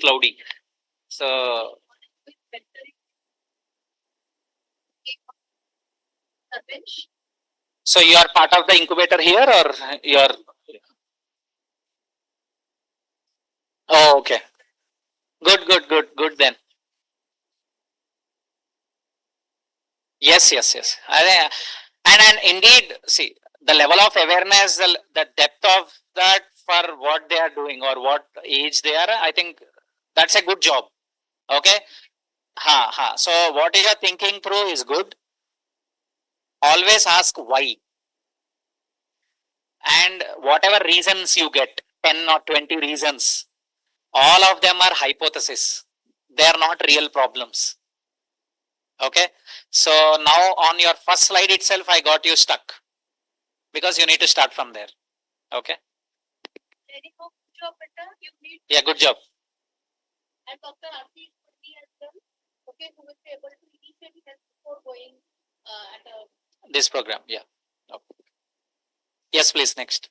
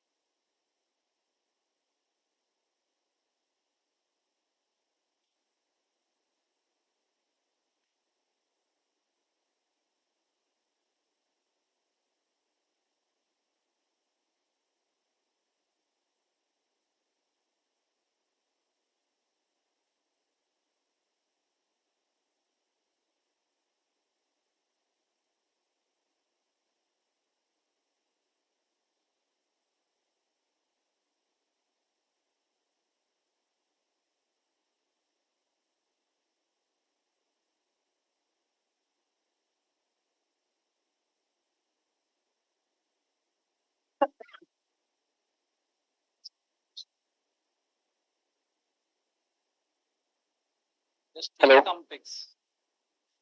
Some pitching or some. Today my project is like a blockchain based e-vault system. Like currently there are many you can say document storage or storage platform online like Google Drive and one link, but currently there are no blockchain based e-vaults for document storing. So my project is e-vault for document storage. Like using blockchain technology, we are enhancing our document storage. Like if we store on blockchain, they are tamper proof and stored on a secure platform. Plus, they are transparent also. So let me stop you here itself. Just go back to previous slide. So how do you differentiate? So I think that's a big claim that there are no blockchain based e-vaults. Okay, anyways, that's fine. But let me ask a very basic question. How is vault different from a wallet?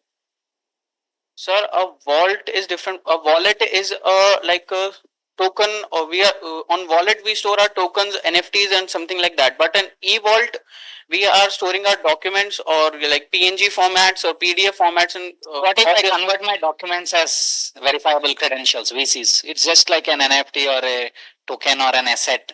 Yes, It can be stored in the wallet. but that will if we have to transfer that from one person to another. No, why? It can be only verified. Now, say I have a university certificate, Yes, sir. for example. I won't transfer my university certificate from my wallet or like a land record, for example, or something. I don't really transfer. I only, one, in some scenarios, get it verified. Or second, if there is a transfer of ownership which I have to do, I will only allow it through an authority to facilitate that. But I don't think a document usually gets shared, transacted. It gets shared, of course, Sure, yes, but sir. transacted is something which is like really rare scenarios. Yes, sir. Fine, yeah, just go ahead, because I will again ask further questions in the coming slides. Sure, sir. So the advantages of our e-vault or a blockchain based you can say data storage can be like immutable, immutability. It's a decentralized, of course, like a blockchain. Plus enhanced The basic encryption. features of blockchain, I understand. Yeah. Yes, sir. Please, next. So then we have two use cases for this e-vault. One is for businesses and another is for like government. Businesses can use this vault for storing their documents, and there are many other advantages we can provide to them audit trails and identity verification and other things. Okay. The major use case for this was my primary sector was the government sector.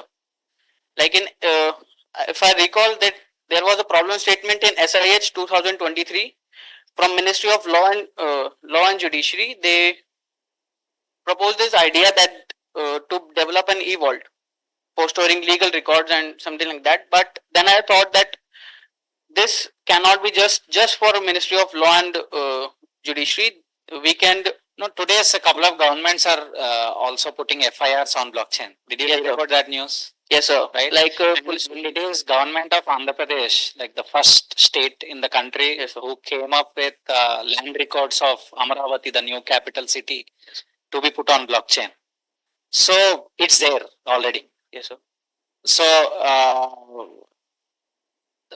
and all these use cases at some point of time are implemented. Now, say Assam government, for example, the Assam tea, right? You know that Assam tea, right? Which is very famous. And they have put that supply chain end-to-end track and trace on blockchain. And digital identity management, I think Aadhaar 2.0 got announced, and Nandan Nilekani ji and like they are working towards putting Aadhaar 2.0 on a federated blockchain network. E-governance, I told you, government of Tamil Nadu. Yes, sir. Secure citizen records, I think government of Tamil Nadu is doing that. Transparent voting. Did you hear recently IIT Madras they did their student voting, internal student voting on blockchain. Blockchain. And Russia also sometime back, couple of years back, implemented their voting on blockchain for senior citizens. Yes, sir. And smart contracts for governance. Okay, next. So we can see that there are a lot of projects that you have talked about, but I can say the major, not in just these projects, the major problem in every blockchain is the gas fees or the transaction fees that we talked about. But if we No. So, okay, let me tell you. Sorry to cut you because the point is, if you take a public blockchain, yes, it has gas fee. There are public blockchains with zero gas fee as well. yes, sir. They are like gasless blockchains. But when you talk about enterprise blockchain or government blockchain, there is no gas fee. Yes, sir. It's only the infrastructure cost or physical hardware, which the stakeholders maintain. So, centralized security measures. So there is NAD. Do you know? I think people from academia, National Academic Directory, right? Academic Bank of Records, like university certificates put on NAD and all. So that is a centralized vault, I would say. From DigiLocker is also a kind of vault. But see, in blockchain, by default, every blockchain application has a wallet. Now, any Web2 application you take today, it's all account-based systems. If you see, we say Facebook account, you have Instagram account, or you have a TikTok account, YouTube account. So what is the difference between a Web2 application and Web3 application? Because you are defining Web3 as read, write, own. Yes, sir. Correct? Because by default, if you want to be a user for any blockchain application, you need to have a wallet. Yes, sir. Agree? Yes, sir. And that wallet by default is where the user data gets stored. Now, you also have IPFS if you are aware. Yes, sir. Interplanetary. And that is where you can store n number of documents instead of storing them on Google Drive. If you feel they are very critical and you should not lose them, you can just pay some fee and you can just put it on IPFS. Yes. So the use case or wallet is by default, and these use cases which are talking under e-vault are possible with wallet. So vault as a concept is not relevant in Web3 because every user by default has a wallet. They own their data, they control their data. Okay, next. So then I had a basic framework of how this will work. Okay, IPFS. You brought IPFS. Okay. Yes, sir. Like you can see, we can see that there is an user who uploads his documents. Then that documents processed through our website or our platform, and we store that digital copy to IPFS. Yeah. From IPFS, we get that unique hash ID of that document and store on the blockchain. Okay. Also, we use a database for storing metadata for documents and login credential. Plus, if a user want to share that document, they just share a hash ID, and Yes. Another user can just put the hash ID on the platform and see the document of it. Okay. So let's put it this way. I think your opening statement is what created all the confusion and all the questions which I asked. Okay, sir. That there is no e-vault kind of thing in blockchain. I think that is one statement which really got all the flow wrong. Okay. So the point is basically you are trying to build an e-vault application or a D app for document management. Yes, sir. Or you can put it that way.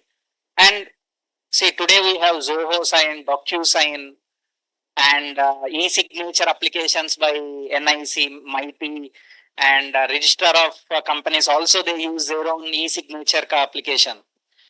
So when you are picking a broader use case, you need not be unique sometimes. Yes, sir. That's fine. All you need to say is you need to be unique on your go-to market. Second, your market segment. So if say you have huge market and there are 10 players, and you can be 11th player and saying, okay, I'll target this market. And this is the market size I want to address, and this is the application I want to take. And second, you took, see, you said gas, when I said, sir, gas is a problem and all that. But again, when you come to the application, you used IPFS. Yes, sir. IPFS is like a public one. It's not free of cost, right? No, sir. So you need to pay some tokens for that, or you need to host a IPFS node to get those tokens to be redeemed. Rather, you can say, okay, I am creating a enterprise blockchain, a private blockchain or a permissioned blockchain, so that you need not worry about gas fees. And second, it can be implemented within an enterprise setup. Yes, sir. Because now imagine Amity University. So you have Amity University, how many campuses? Say across the country, 10, 30, 1, 3. Okay. Now imagine how many documents get signed within the Amity University campuses across. That circular, this document, this accreditation, say this e-governance, this decision, board of studies, syllabus. You take all this huge number of documents. And now rather than saying a e-vault for documents in generic, say, imagine there are multiple universities under one family and creating a document e-vault per university governance. Okay. See how beautiful it will go. It will sell like this. Why? Now imagine there is a fake document saying, "Arey, VC gave holiday today." Possible today, right? Yes. Now can I have a QR code on top of it which can be verifiable? I can just scan the QR code. Okay, I'm not giving ideas, okay? No students? Okay. So all I'm telling you is such use cases. So sometimes when the use case is very generic, you need to find your niche. Okay, sir. You need to scope it down. Got it? Yes, sir. Clear? Yes. Yeah. That's fine. That's fine. And sometimes see that blanket statements is what will give you questioned, right? Now because you made that, I questioned you. Yes, sir. Right? And now you will fine tune your thought process. Oh, okay. Sometimes without enough research or market research, I should not make some statements. So you because an entrepreneur comes first, then the startup. So the integrity of the person, the clarity of thought of the person, the reasoning of the person, that is the entrepreneur, comes way ahead than the startup itself. Okay, sir. Right? And that is what brings credibility of that person, and then the investments will flow. Got it? Yes, sir. So that is the key takeaway from this for you. Okay, sir. From this. Okay. Yes, sir. But good luck.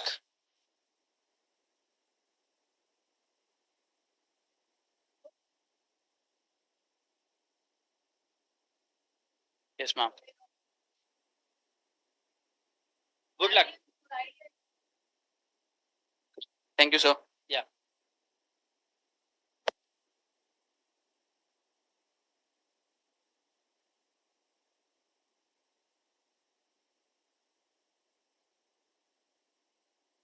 Yeah. Yes. Yeah. Definitely, ma'am. Yes. Yes.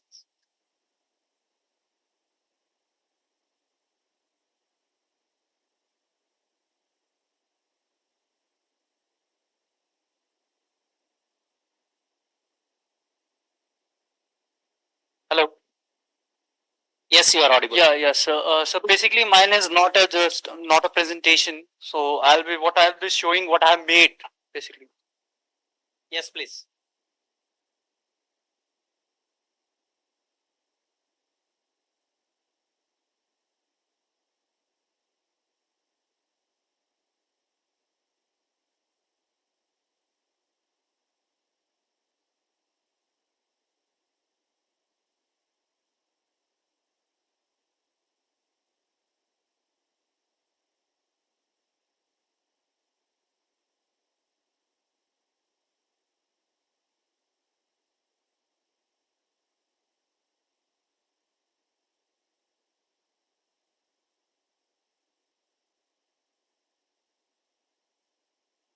And indeed, coming from engineering background, I also come from electronics and communication engineering, AC.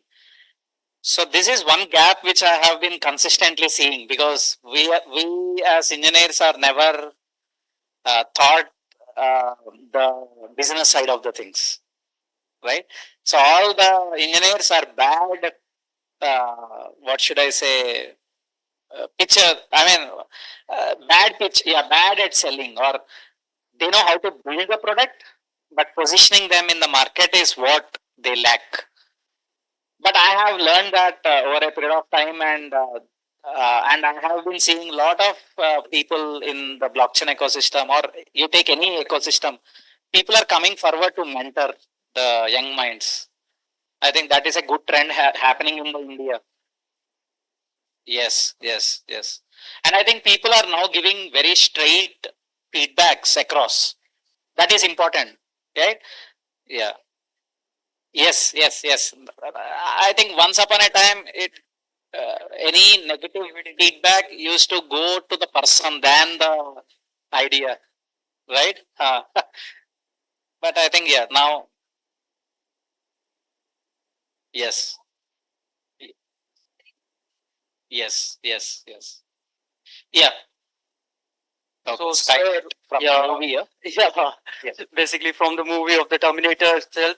Okay. So, Then pick a Sanskrit name, man. Made in Bharat. So, so basically, I took Sanskrit name named Sarvam earlier. okay. But Sarvam was already trademarked with some of the companies, and therefore we were like, what should we do next? So I was like, let make a villain a hero for the time being. So therefore I came with the name of Skynet to make a AI search engine technology. It's both an integration of Google search engine forum as well as a chat GPT summarization. Okay. For example, let me talk about Elon. There are disclaimer. There are a few bugs. I haven't fixed it yet because I don't got enough time to fix the bug. But basic protocols is working. Let's talk about.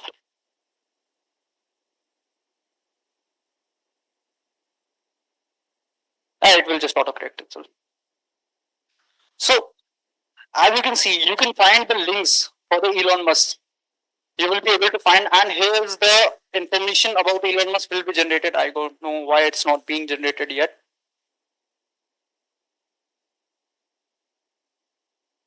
Okay, some of the problems are here, and I have to just look it for it. Let me just. Yeah, it's okay. Try some other name. Elon Musk is notorious for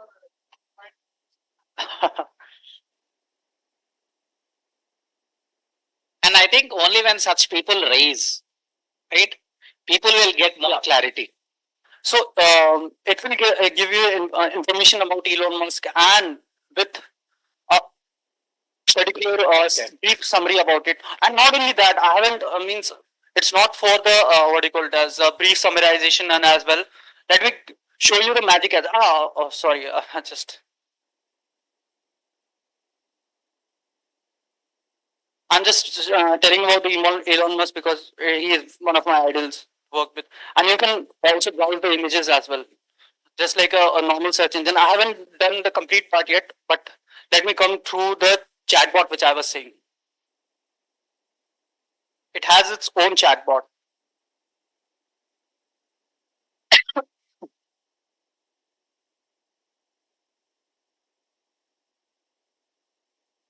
Yeah. So introducing Skynet AI. So basically, Skynet AI can perform.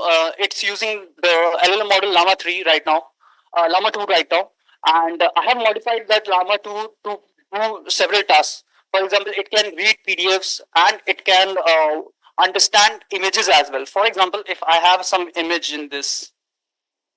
That's fine. See, basically that's an integration from the backend. Yeah. Right. Yes, sir. So you modified it for what? Sir, basically, one of the problem which we are facing right now, and most of the people I am seeing that India don't have a AI search engine technology of its own. We are relying on Google too much, and 98% of the Google search, 98% of the searches is being from Google, and they are using and monetizing our data in every day-to-day life, and it's a bit tricky for the Western countries, and for the bit tricky in terms of security and the regulations to give the data to the Western. So you want to build a Google search alternative which will generate information. Yeah, I was doing that. I did it in 4 months. I learned it about web development full in 1 month. I learned Python about in 1 month and 2 months for the development.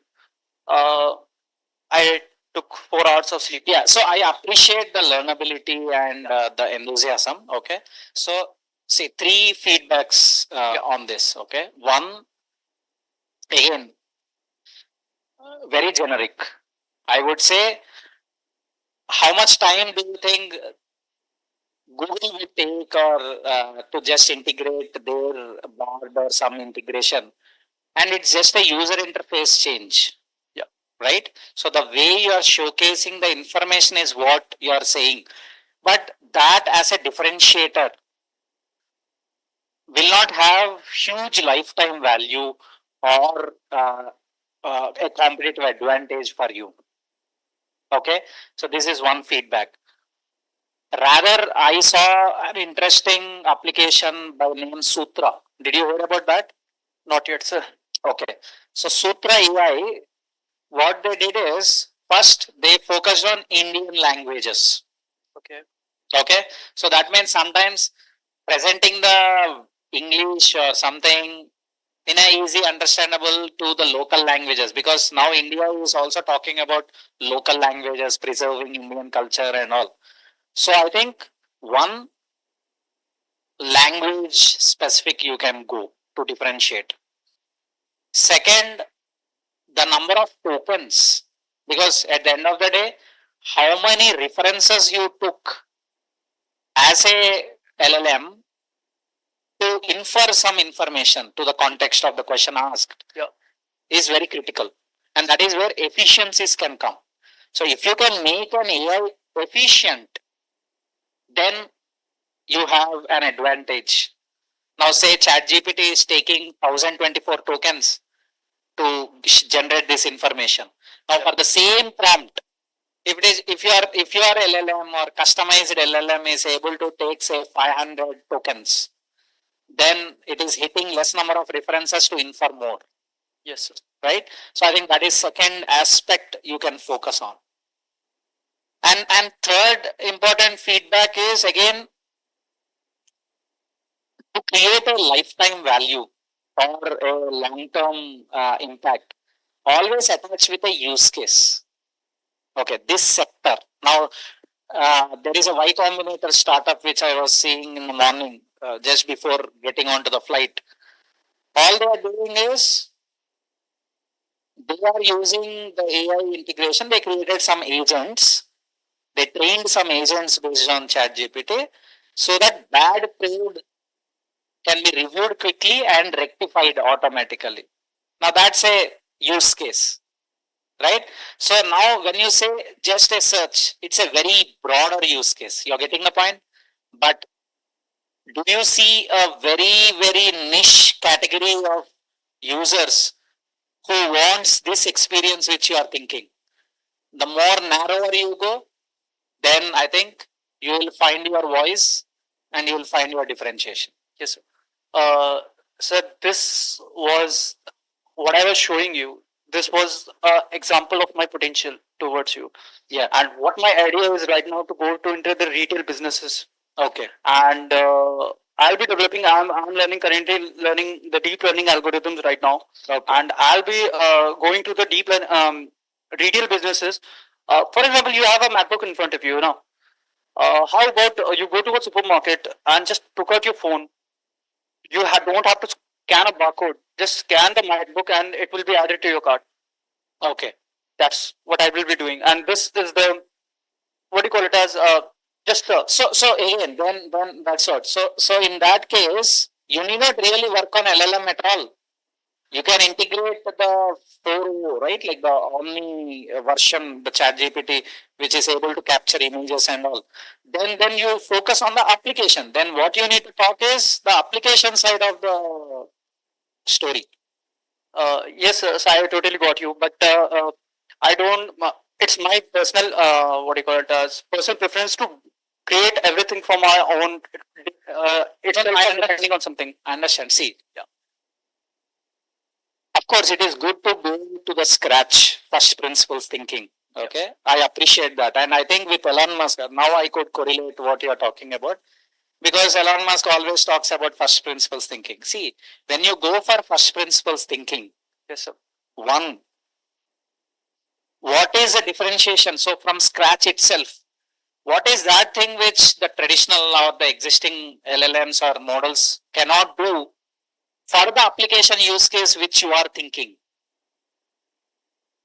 Now, my approach would be a low hanging fruit. That means I will leverage all the LLM, all the layers available so far. I'll put my retail application, gain traction now because it's a blue ocean now, get some funding because of the user base I have, and then go deep into the depths to change something. Because then I have user base, I have money. Yes, sir. So Now with your thought process, you will for you getting fundraise, it will be a long journey. Yeah. You're getting the point? Yes, sir. I'm So getting. it's always good for getting to get into the mode of first principles thinking. But when timing is also important, and your positioning also important. So you as an individual without any previous entrepreneurial background, talking about first principles thinking is different. Elon Musk with some proven startups, with proven some track record, talking about first principles thinking will be different. Yeah. So I think you need to do that fit, not only with respect to the tech, but also you as an individual. So sometimes, again, this is one very good takeaway which I have been seeing across, because we see now we did this Hedera India hackathon through which 7.5 crores of Hedera India fund. We brought Hedera Innovation Program, global program to India for the benefit of Indian startups. So soon we are dispersing around 7.5 crores funding to 3 enterprises or startups we filtered. The founders are so engrossed in their thought process or that they always focus on product market fit. But for me or for VCs, it is founder product market fit. Because the one who is driving that product market fit is the entrepreneur himself, right? The founder. So you need to groom yourself first, then your product, then your to the market which you are targeting. Okay, then eventually first principles thinking will happen organically. You need not really put that in mind and drive it. Yes, sir. Okay, all the best. Yeah. I mean, see, learnability is important. The ability to learn quicker is very important.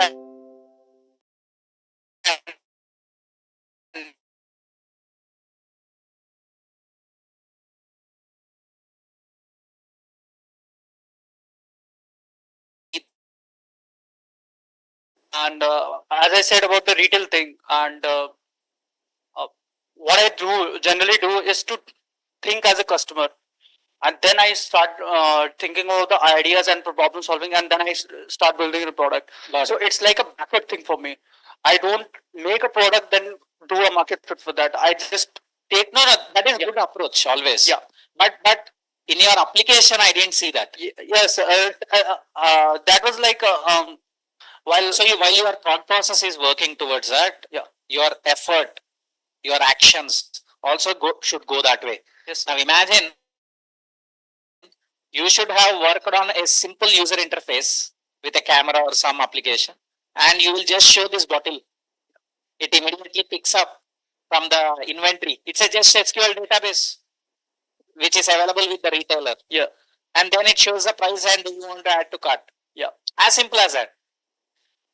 If your application have done that, I would have correlated your thought process and your action. Sir, that's what I'm planning to do. Yes, In a couple of months, I guess it's my guess that after learning the deep learning algorithm, I'll be working hard, really working hard to develop a prototype that will be able to do that kind of stuff. Okay, okay. So good luck. All the very best. Thank you so much, sir. Yeah, yeah. Oh, you have a question? Yeah, please. I mean, why not? Yeah, anything right now. Yeah, sure. And yeah, it has a safety feature on, so it won't be explicit content. Yeah.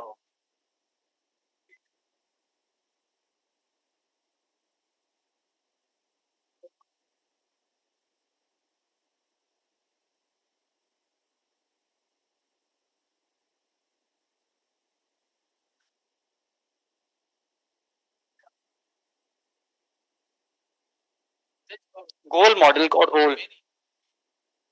GORE.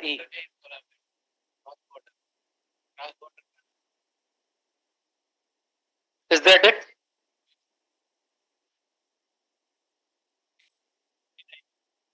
Yeah, there is an error in that.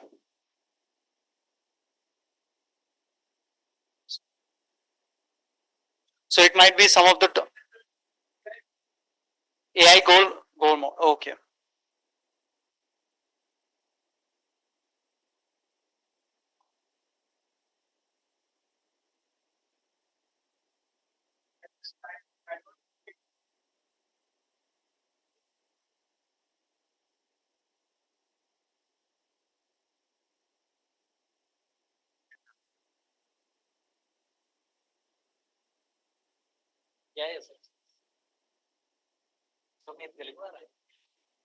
There is a bug kind of this. So it's not showing the right now the data, but I hope it will be showing in the future. So how is the effort?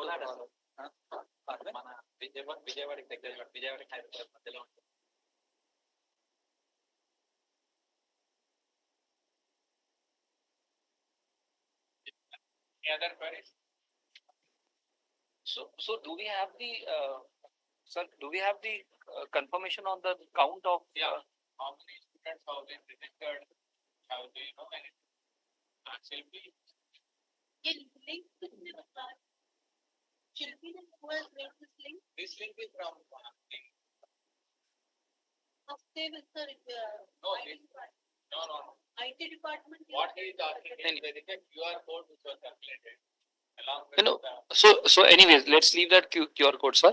So I'm saying now since everyone is contact uh, details of all the students are so I'll say now there are around 20 students who have attended here in person, and you're saying that another 20-30 online.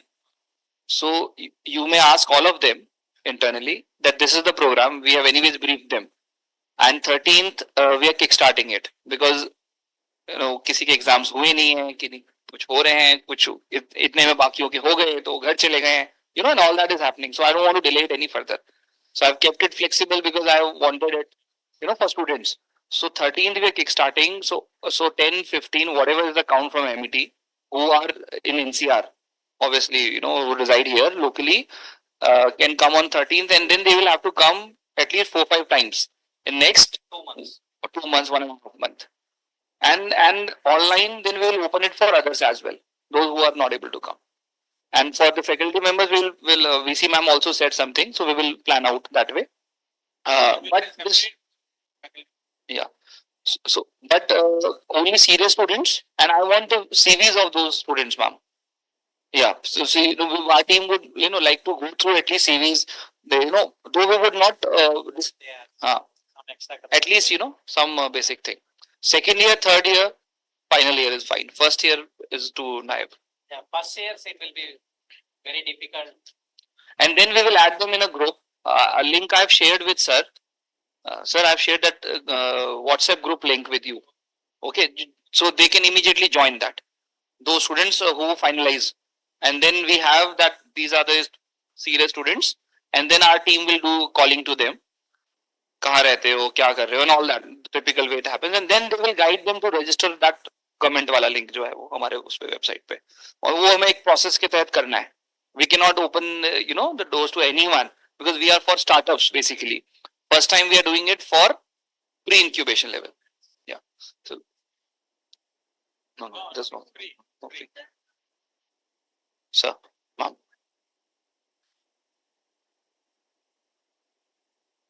Yeah. Sure. हाँ.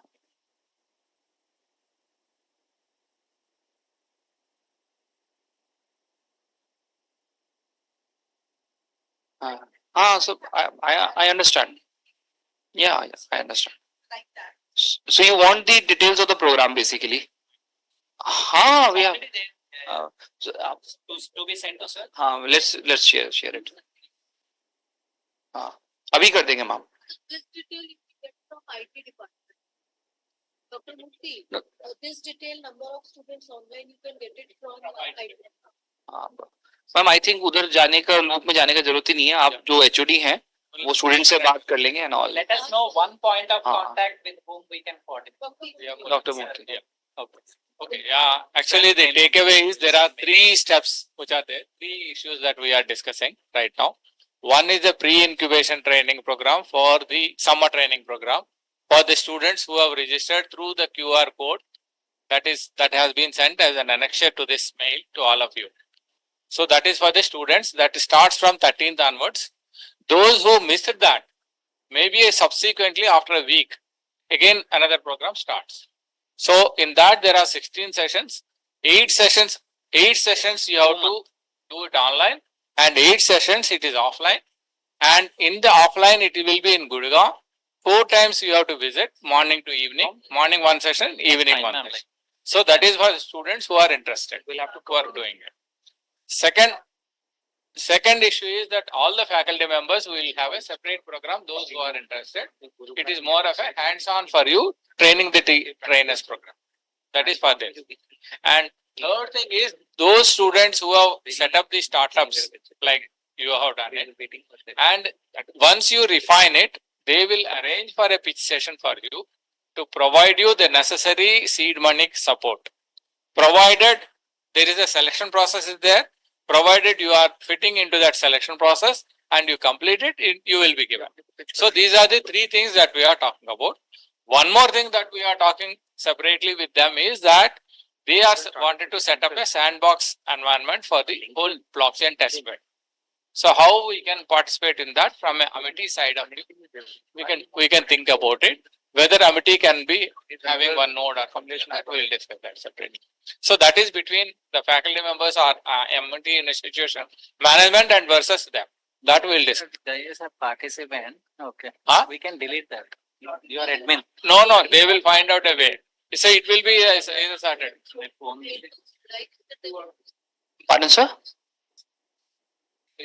Yes. It's fine. That is what I'm saying. We will waste time in checking them and so fresh abhi aaj hua hai. Now you can check with your students who all are interested, face to face and online. So we'll just. Nothing, sir. Nothing. No, we need to get those students who have already registered through QR code. Their details also we need to know. No, our team checks. They were not. I think our team is regularly calling those every night, every evening. They filter out, call. They reached out, and a lot of students were like, "नहीं sir, बताते हैं करते." Registration तो हमारे India में क्या है ना बहुत आसान चीज है. हाँ बहुत आसान. कर दो. कर देंगे उसके बाद. So I don't appreciate. And so I want the faculty member to talk and close the chapter here himself. If they're not coming, it's fine. That is also fine. That we will talk to them separately. We will do that. Yeah. But we don't have time because today is 10th, ma'am. 13th we are starting. No. For that that is separately after 6 months, 3 months, 4 months we will do it later. That we will do it later. There is no round. No. It's not right. If some of them missed, पहली classes छूट जाएंगी ma'am. Classes छूट जाएंगे. No. It's not. Second session would be after 7 days. Second session. So right now they are asking very serious students of around 15-20 students. Out of those 40 students, at least 20 students they should be registered. So what they are asking, is that correct? So What they are asking is that from the School of IT, School of CSE and School of IT. So if Now there it are is like 20 first come, 10, first 15 students, Now, if we can do it, that would be better. So you motivate your students, those students who are very serious, them only we will take it. Yeah. Yes. BTech. Yeah, even blockchain is the most happening thing. What I'm seeing Combination the is very startups. good. So it is all related. Everyone is talking about decentralized AI. Machine learning and blockchain. Sir, it's all convergence. All convergence. We are in the era of convergence. Thank you, ma'am. Thank you, sir. Thank you. Thanks, everyone. Acha. I thought people have already. On behalf of Amity University, I would like to thank Dr. Satya and Gupta and Mr. Chetan Sharma and Mr. Arvind for giving knowledge to our students and listening patiently to the new 3-4 ideas and then giving them constructive feedback so that they can work more. So the faculty members also, because it was just like a live pitching round, it was like that only. And it's good that we are associating with you. And I think more students will come up in near future. And because these blockchain technologies, these are all upcoming technologies. And though many students are interested, they do not actually know how to go about it. They may be, they may be doing the theories and all, giving exams and all. But at the application part, I think actually the industry people and the people who are working in the startup world, they will be able to tell them all those things. So thank you once again, and we look for more associations with you.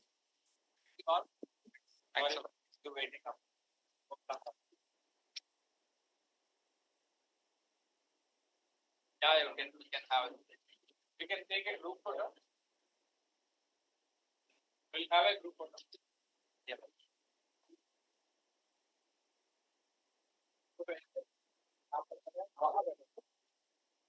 ठीक है उस तरफ is better अभी का लोगों भी आ जाए